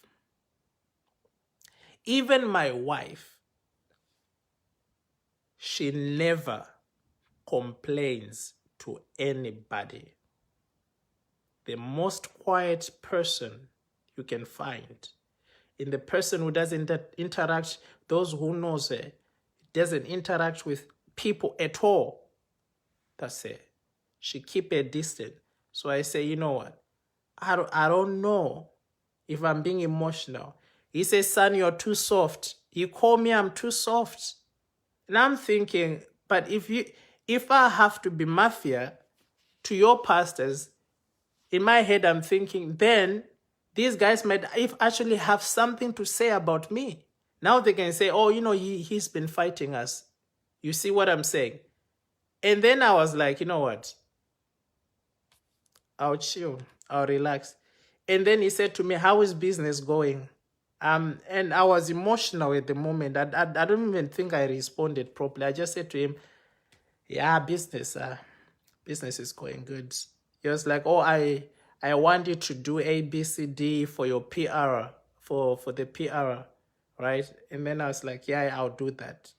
And he said, also try to do this, and that, and that. And then I said, yeah, I'll do that. He said, good. Have you spoken to Banks? I was like, no, I haven't. He said, oh, okay. Talk to him. I said, oh, no, fine. I left the office. When I'm leaving the office, two young protocol guys are standing at the toilet harassing my brother. And then they throw us in the toilet, you know. I'm like, yo, guys, what's going on? Oh, you don't know the fact that is happening in this church. You don't know the fact that is happening in this church. I say, wait, hold on, hold on. The last time I checked, we're in the leadership. So if there is anything that is happening that we need to know, I'll be told. By the way, I'm just coming from the man himself. If there was anything, he would have told me. No, we're just waiting for you guys to provoke us and then we'll beat you up. I saw my brother was reacting fast. You see, me, I pause. Immediately, I think. Immediately. I didn't say my brother doesn't think. No. In the moment, like if you were yourself in that moment, right, you would have actually reacted the same way he reacted. So I saw he was up to like defending himself, and then I said, no, Kadi, wait. These guys, this is a plan. I feel it. It's a plan. You know what? Don't do anything. Let them say whatever they're saying. They say whatever they're saying. Kadimo was still talking. I said, Kadi, wait. I said, guys, can I record you saying the things you're saying? The guy was like, I don't give a fuck. You can just record whatever. Record. I said, okay, I'm recording you. She said, yeah, record. I don't give a fuck, man. I don't give a fuck. Then I said, all right. You know what? You guys are good guys. Trust me. I know you're not doing this by yourself. Someone is behind this, but we'll get to the bottom of it. But I thank you. And I turned to the other guy because the other guy is an MMA fighter. I was just after sponsoring his fight. You see what I'm saying? I said to him, but you are the same guy I sponsored money just last week. I don't know how you're turning. Not to say I gave you money so you can be on my side for anything, because there was nothing there for you to be on my side. But I'm surprised you talk to me in such a manner. It's like, oh, you think I care about money? I don't give a fuck. And I honestly said, please, you know my account number, right? He said, yeah. I said, yeah, you can transfer my money back. He said, I'll do it. I said, no, do it now, brother. Do it like now. And I hope he didn't give me the money that was meant to be for rent.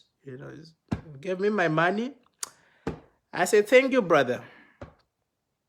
Thank you. In the meantime, where these guys are doing this, these big protocol guys also are running in the toilet, like just like checking around. So I got the impression that these two were supposed to come and start a fight, all right? And then if we fight back, the big guys will come and they will harass us in the name of, oh, maybe we are breaking a fight. We are stopping a fight, right? But the truth is they were working in unit.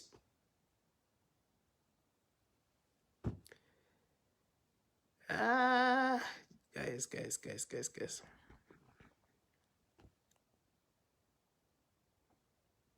So when that happened, I saw the men going to the pulpit, moving like this, going to the pulpit, straight to the pulpit. When you go to the pulpit, what did he say? Oh, don't treat anyone bad because you don't know the person you treated bad, who they are. Some of them, they hold opportunities for you. He is now saying something against what has been happening in the toilet.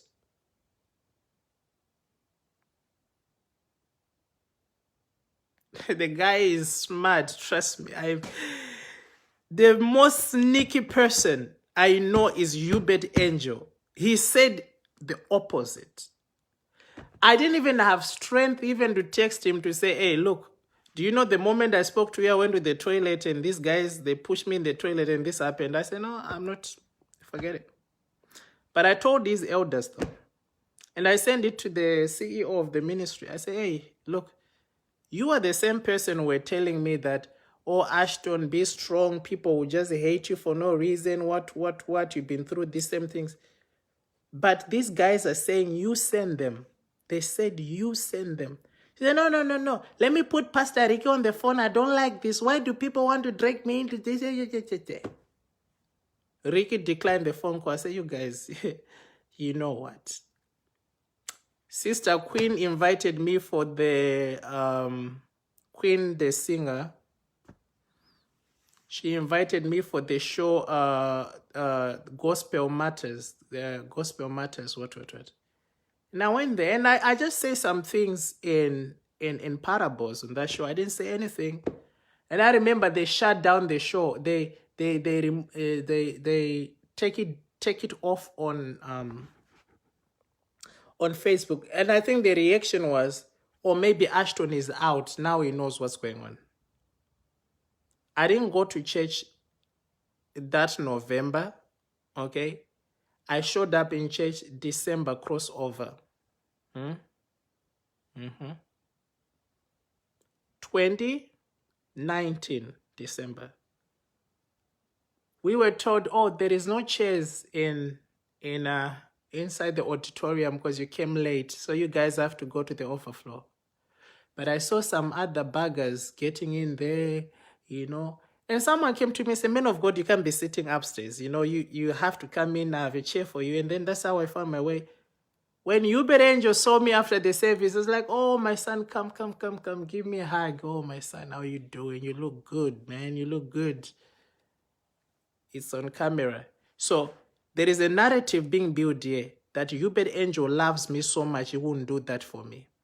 But then his pastors are acting at the opposite. So it will look like me and the pastors have beef, and then he doesn't know anything to do with the beef. It's just about how jealous we are about each other. But him is a man that loves me because he spent time with me. He does things for me that he doesn't do for anyone else. Look at the business world. I'm flourishing. You see, and on another hand, the pressure being applied by the pastors is so that I leave the church and then I'll look like I'm a very ungrateful person after what Hubert Angel's done for me. And when you sit down, when you start putting the pieces together, it starts making sense. We got to 2020 January. I skipped 2 weeks from going to church. 2020 February. All right. The same nonsense is up. March, the church get closed because of COVID-19. So that's 2020 March. You see, at that time I was focusing on going to gym, doing business. I didn't want to look into too much. You understand?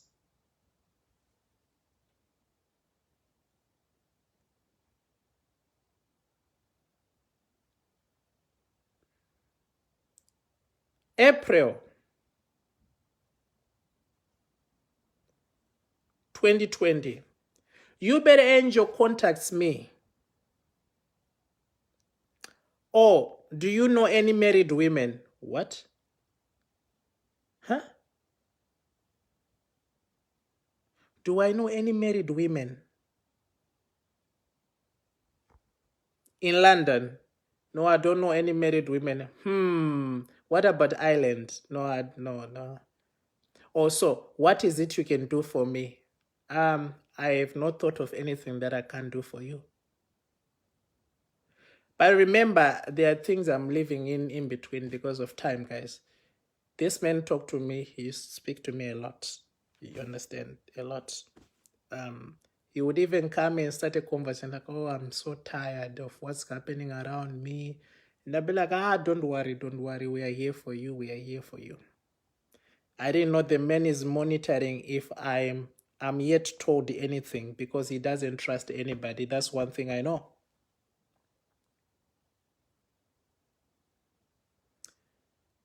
"2020 April is now aiming at my friend's wife." Again, I'll not talk about that because it's not anything personal. 2020 May, he calls me. He said, oh, you see this Passion Java guy, he just like me when he's in trouble, when he realizes he messed up. I'm like, oh, why is he calling me about Passion Java? Oh, you see this Simbach Kanza guy from Zim-I is gay. I'm like, hey. Anyway, maybe this is just him feeling free with me, like always. May, I watched Prophet Makandiwa, came across Prophet Makandiwa's video, and someone asked a question on a question and answer time about, I think the person said they feel like their spiritual father is way too involved with their house, what. I remember Prophet Makandiwa was answering saying, no, even if I have spiritual sons and they bring their own members and go say something to do with those members, I will not speak to the member direct, but I'll speak to my son. So he described a certain scenario to just cut this long story short. And I don't know why that moment stick to my... And when I was listening to it, it was on loudspeaker, yes.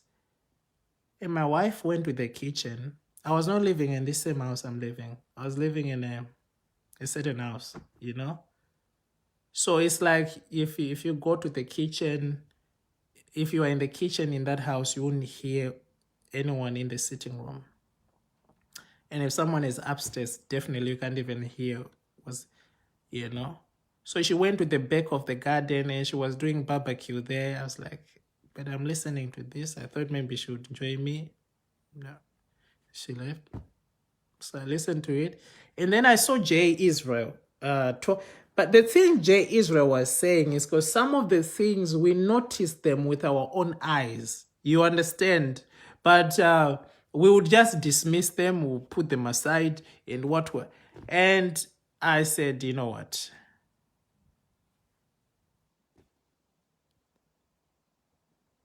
June, I started getting stressed out with the whole situation that I was seeing at church. And I was saying to myself, I don't think I'll go back to that church. For some reasons, I don't feel at liberty. I feel like my life is more in danger than... But again, the man of God is calling me. Is there something wrong with me? Because he's calling me almost every single day. At some point, he put money in my account that was going to someone, written as a refund, and it disturbed me. Why was that money written as refund, even though it was going to someone? Already I have trouble with these pastors. So now, if anyone sees the money, whoever's dealing with the account see a money written refund, they are going to think Ashton has asked for refund.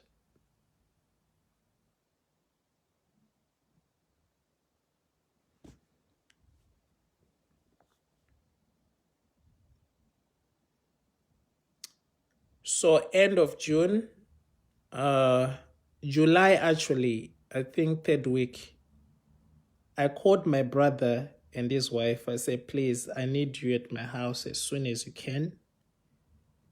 They came. There's some events I left out because of the long. We need to go somewhere, guys. We need to go somewhere. Give me a few minutes and we'll be there. And I said, guys, I don't feel okay. Something is not right. But I wasn't specific. I just spoke in parables because I wanted to figure out if it was just me. I was confused. I said, I love this man, but how come that I feel this way? And I stopped watching him at that moment as well.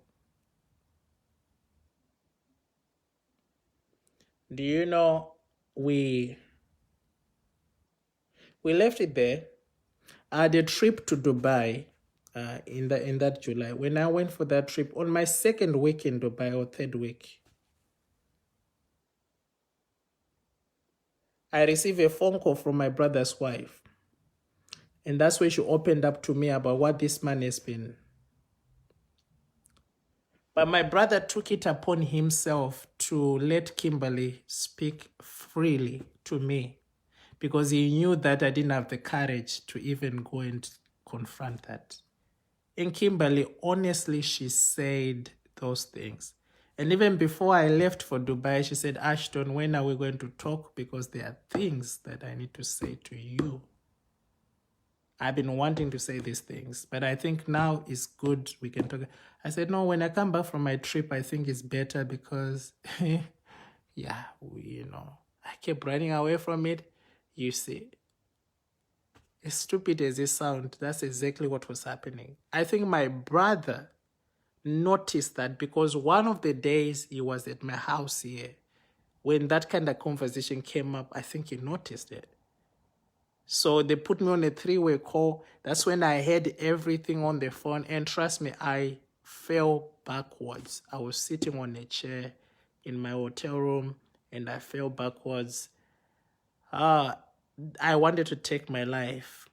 But I thought, wait, my wife is pregnant. Oh, this is not good. Because I'm not mad at my wife for one reason, because she's the one that was consistent with wanting to tell me. She's the one that had been consistent with wanting to reveal these things. I was the stupid asshole that kept indirectly protecting someone, even though without knowing I was doing that.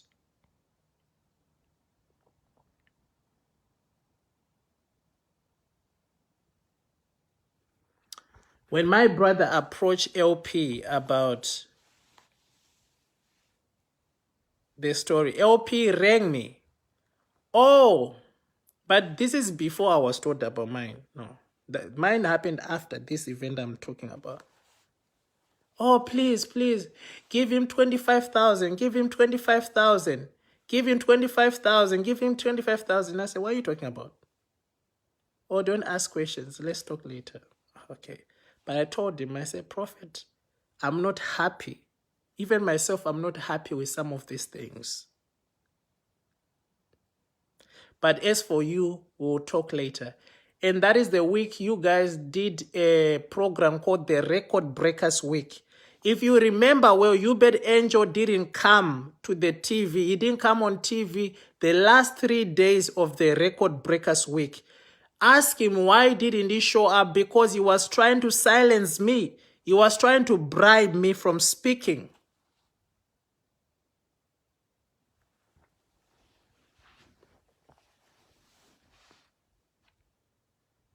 He said to me, oh, there is a lady that I want you to meet. Her name start with D or D. And D is Bushiri's lawyer or whatever in Dubai. Okay, it's like, oh, this is a lady that made your brother rich. Your brother in Pretoria rich. I'm like, what does this have to do with money? You betrayed me. And my heart actually was aching physical. I couldn't believe it. I couldn't believe it. You know, that kind of pain that even if I remember it today, my heart responds. That is the kind of pain that I feel. And I have all those chats. I have them. Because you thought I was not recording. Because I know how you like. And then you started threatening my brother. Oh, you know, many people are in prison and then some are graves because of me. And you, even in me confronting you, you say, okay, I'm sorry. I've been saying sorry. I know my sorry is not enough. What do you want me to do? Dude, it's not about saying sorry to me. You wronged me, but you violated someone. You see, two things. You wronged me. I can say, yes, sorry, it's okay. It's okay, I forgive you. But the person you violated may decide not to forgive you. Because you went too far. A person says no. I don't take no for an answer. I don't care. Make it work. No, I'm not washed. Listen, no, I can't do it. No, make it work.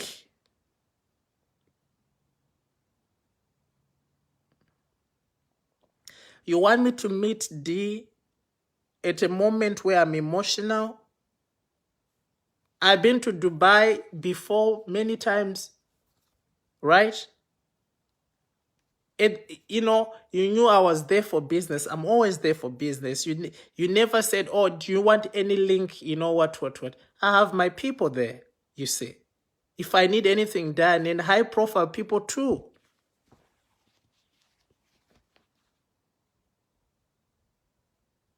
One thing I managed to do was always to hide who is behind my business and who I do business with, because I was beginning to sense some fishy things from your team.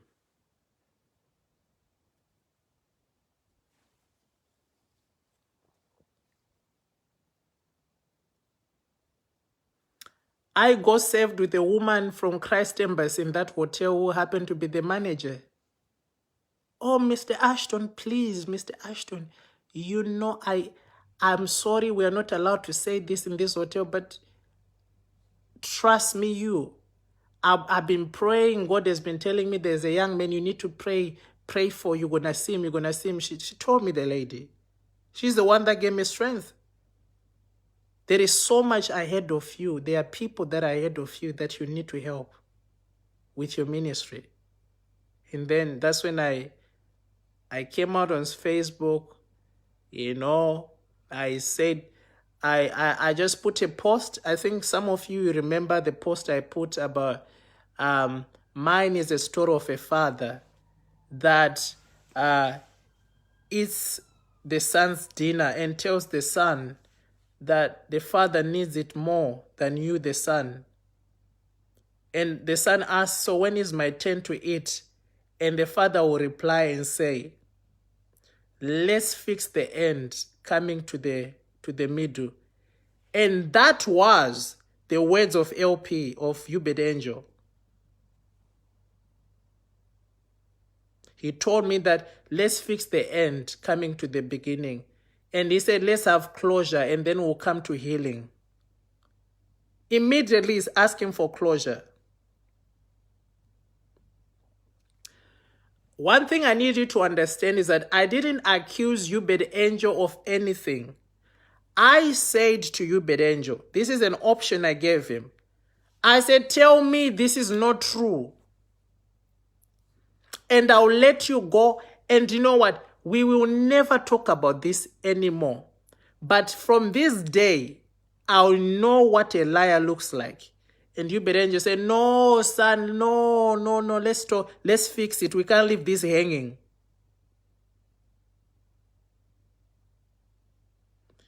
The next thing, his brother was there. Oh, ngati taure tisiri panzara. What it means is, let's speak when we are not hungry. An insult to me to say that let's talk when we are not hungry. What he's trying to say is that let's give you a little something and then we'll talk. And he said, we can't talk on the phone. When you come, we'll explain to you what this is all about. And then the man says to me, the system could have failed, but we don't have to fail. We don't have to expose our father to the courts. I said, what do you mean to the courts? He said, oh, no, I don't mean the courts. I mean to public opinion. The system could have failed. Guys, just tell me if you're following. Okay.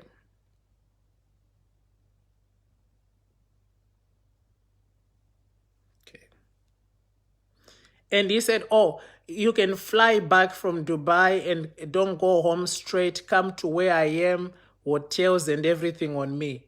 Lee Angel, honestly, do you really think Ashton cannot pay for his hotels? You guys, I don't think you know me well. You guys, you don't know me well. Trust me. That's one thing I just noticed about you. You actually don't. And the fact that you tell me, oh, Lee Angel said to me, oh, you are still posting on Facebook. I thought we are agreeing here. Agreeing about what? He said, oh, are you still, do you want to fix this, or is there something else you are looking for? Now, again, this is a sort of blackmail that I'm getting here. They reached out to Queen and the husband. They say, can you talk to Ashton for us? Yeah, this is. Listen, those people were not taking any side.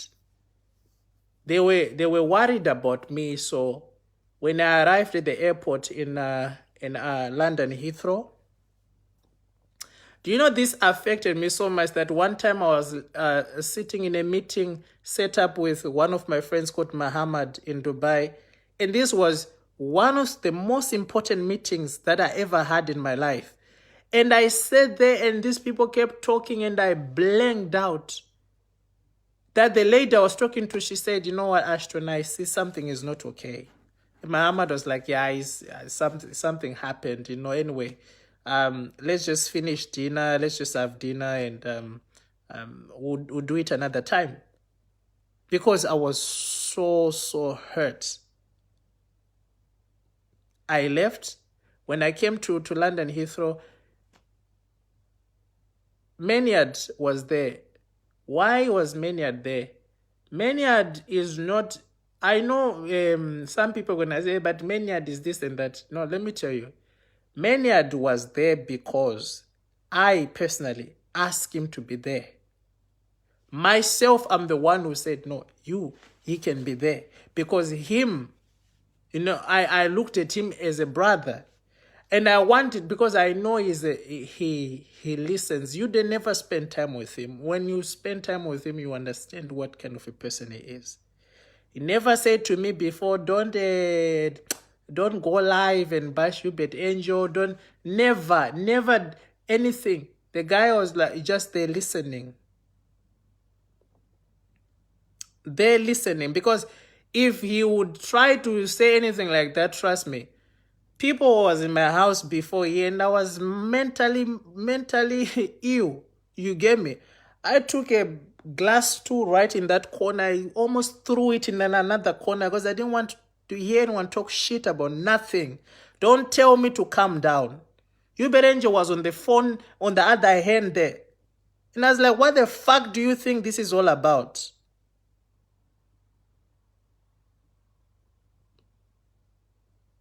At one point, he even called me while he's sitting next to Bibi. Oh, Ashton, the problem with Ashton is emotional. Even if we reach a deal, this and this, tomorrow is like this. And then you bring Blessing Manyara with an account with 70,000 that belong to the church. Oh, by the way, this is the church you say only made £100 last year. 70,000 that belong to the church. I say, Ashton, let's discuss. Me, I'm all about business. I told Blessing, get the fuck out of here. Do you think this is business, you asshole? Oh, we'll make you... there is also another issue. You are called by God, so... the big man was thinking you can be appointed a pastor for the youth. You better enjoy himself like, oh, son, this time around you be close to me. Let's focus on the spiritual side. Fuck you.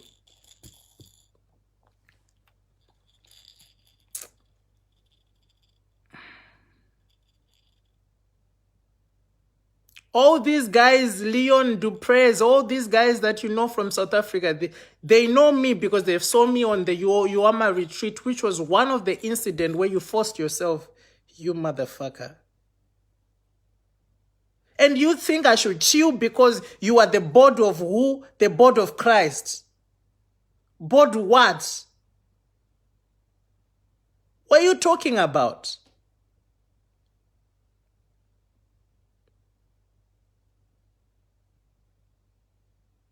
You think at this point I don't care whatever blackmail that... Listen, even if you even had anything on me, this is a different case. This is a different case, this one.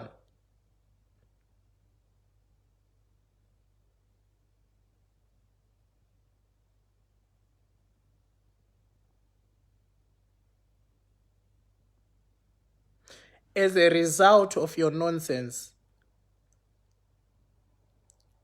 there was a sexual infection, STI, that we had to deal with.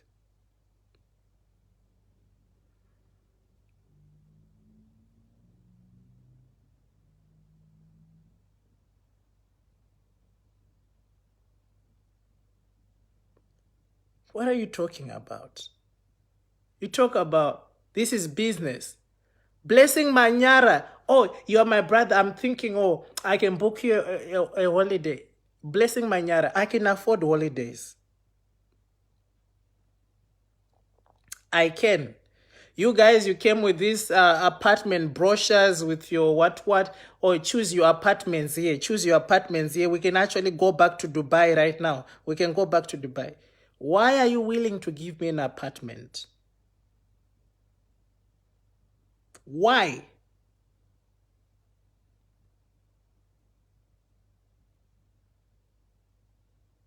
Some of you Africans here watching, I know you, big bastards. You would have taken anything that comes with this. If you see people who take 2,000 pounds and to sell any other person, you would have taken it.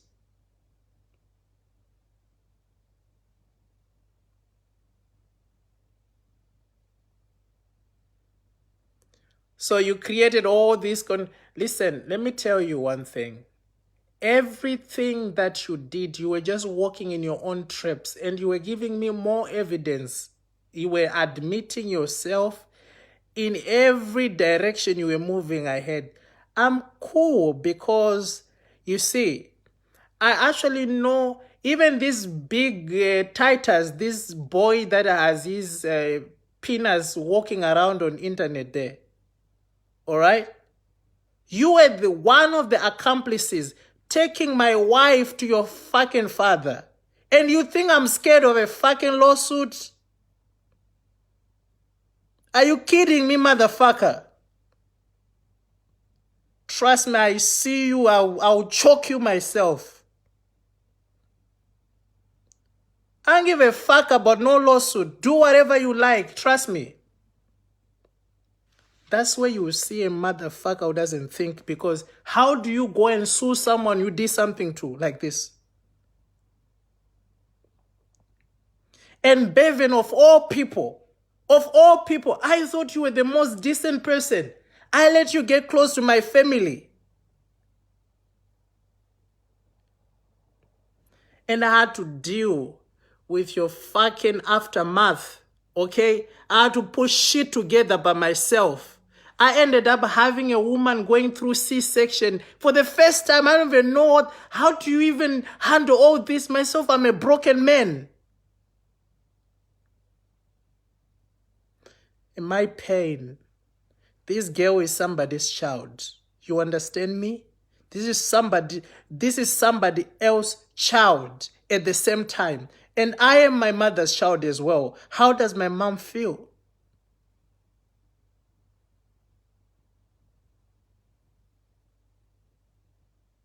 Lee Angel, the only lucky thing about him is that he was never in any of this. I've never seen him close to it. Somehow he escaped. The same thing with the white boy. But everyone else, and I'm looking for that Botswana guy, Matt. I'm looking for you, young man. If you are seeing this, trust me, I will find you. I will find you. And I will make a good example of you, what you will never be a coward like that.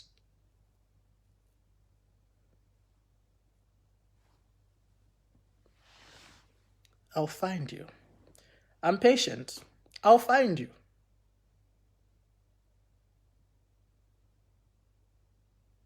I'll find you. My wife is in church, busy. She's there in church. Guess what? You mad and these fucking pricks, protocol guys, you are the ones taking my child from me and you want to hold. Fuck you, motherfucker. I actually never want your fucking dirty hands to be on my child. You think I give a fuck about what you think? What Christianity are you talking about, you motherfuckers? You don't know nothing about Christianity. Because you have no love inside of you.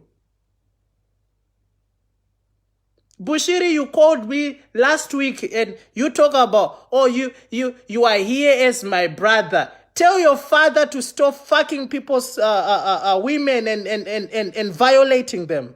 Violation is the word. I'm here as your brother. Thank you. If you are there as my brother, then put yourself, if this had happened to Mary, how do you feel?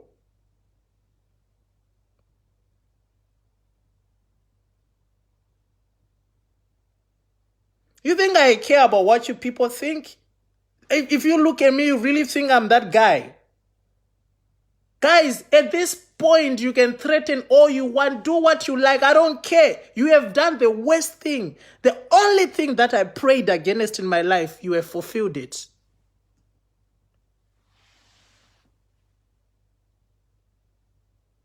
Think I care? You carry Bibles and what?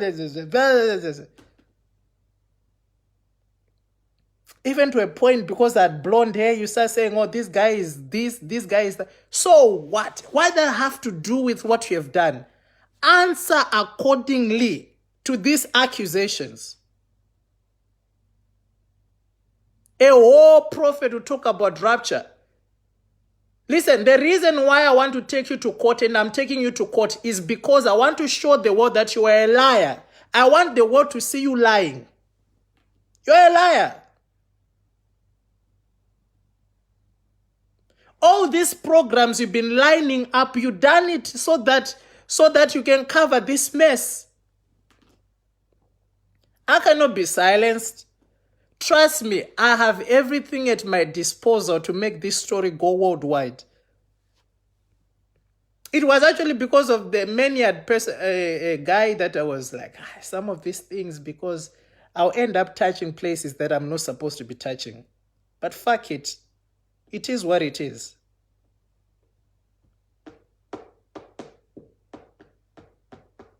You think right now getting close to Bushiri is the thing that will get me closure in my heart? You fucking crazy. I would even ask the judge himself, if yourself you were in this situation, what would you do? What is the least thing you can do? Is it going on social media or take a gun and shoot a motherfucker in his head because you're out of your senses? Ed Branson, you call me like, oh, me too, I'm going through the same thing, but, just forgive, just forgive. Ed Branson, you're a piece of shit. I can't believe you even allow your wife to go away so that you can stick with that motherfucker. Who else didn't call me? Passion Java called me and actually told me what happened to his first wife. Same thing. So when you guys see me, I'm sitting here like, what is the evidence? You're a big motherfucking fool, because no one has ever called your phone. You're just a piece of shit no one even considered. Look at your life.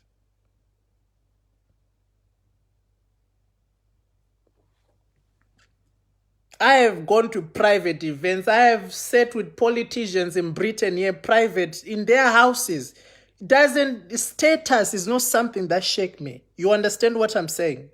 I'm not like your spiritual father. Anytime you find a small footballer, take a picture with them. We have sat with people with money too. So what? What is it? The greatest thing is life. And you wanted to take that from my kids. Who does pursue a woman when she's pregnant for nude pictures? You are why do you need them? Because I want to know that you will not say anything. You not say anything, as if I'm agreeing with you. And all those screenshots she started sending me, she's showing me, look, right now he just texted me, oh, this is the bad way to look for money. Who told you she wants your fucking money? Are you not the person who send people, try to talk to her and say, oh, we want to talk to you, but make sure your husband is not there. Just tell us what you want. What you want? You motherfuckers, you face the law at its fullness. And as for me, even if you manage to create what to implicate me, that's okay. Please, I'm even happy to assist you. I'll be a sacrifice. As I mentioned in the beginning, you think I'm joking. I'm not.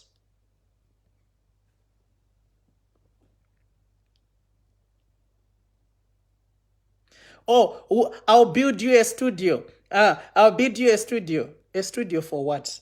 If you build me a studio, I'll talk about you in the same studio. You think I'm fucking desperate? Huh? You think I'm desperate, eh? Listen, I'm gonna show you. I'm gonna show you. Your own words. You say size is relevant, but power is absolute. I am absolute in my power. And my power is in my truth. You better enjoy this, you better enjoy this, you better enjoy this. Some girls who even called me when I was in Dubai. Huh? The CEO's sister, she called me. She said, you send her your fucking dick. Huh? You say, oh, you never seen a dick like this one. God is telling me that you're gonna carry my baby. What? The next thing you make it do this happy birthday message. Fuck you. Don't come here and talk about Christ. Nothing in you like Christ. For 4 years, you should have gotten to a point of thinking like, you know what, let me stop here. I'm not thinking straight. That because you are evil, that's how you fulfill your evil covenants. And I don't want to hear nobody to tell me how to speak. Trust me. You'll be making a mistake. You'll be making a mistake. I'm tired of people telling me bullshit. You understand? You know, I've been listening a lot of times. You know, God works in mysterious ways. Fuck you. This is one of the mysterious ways He's working through.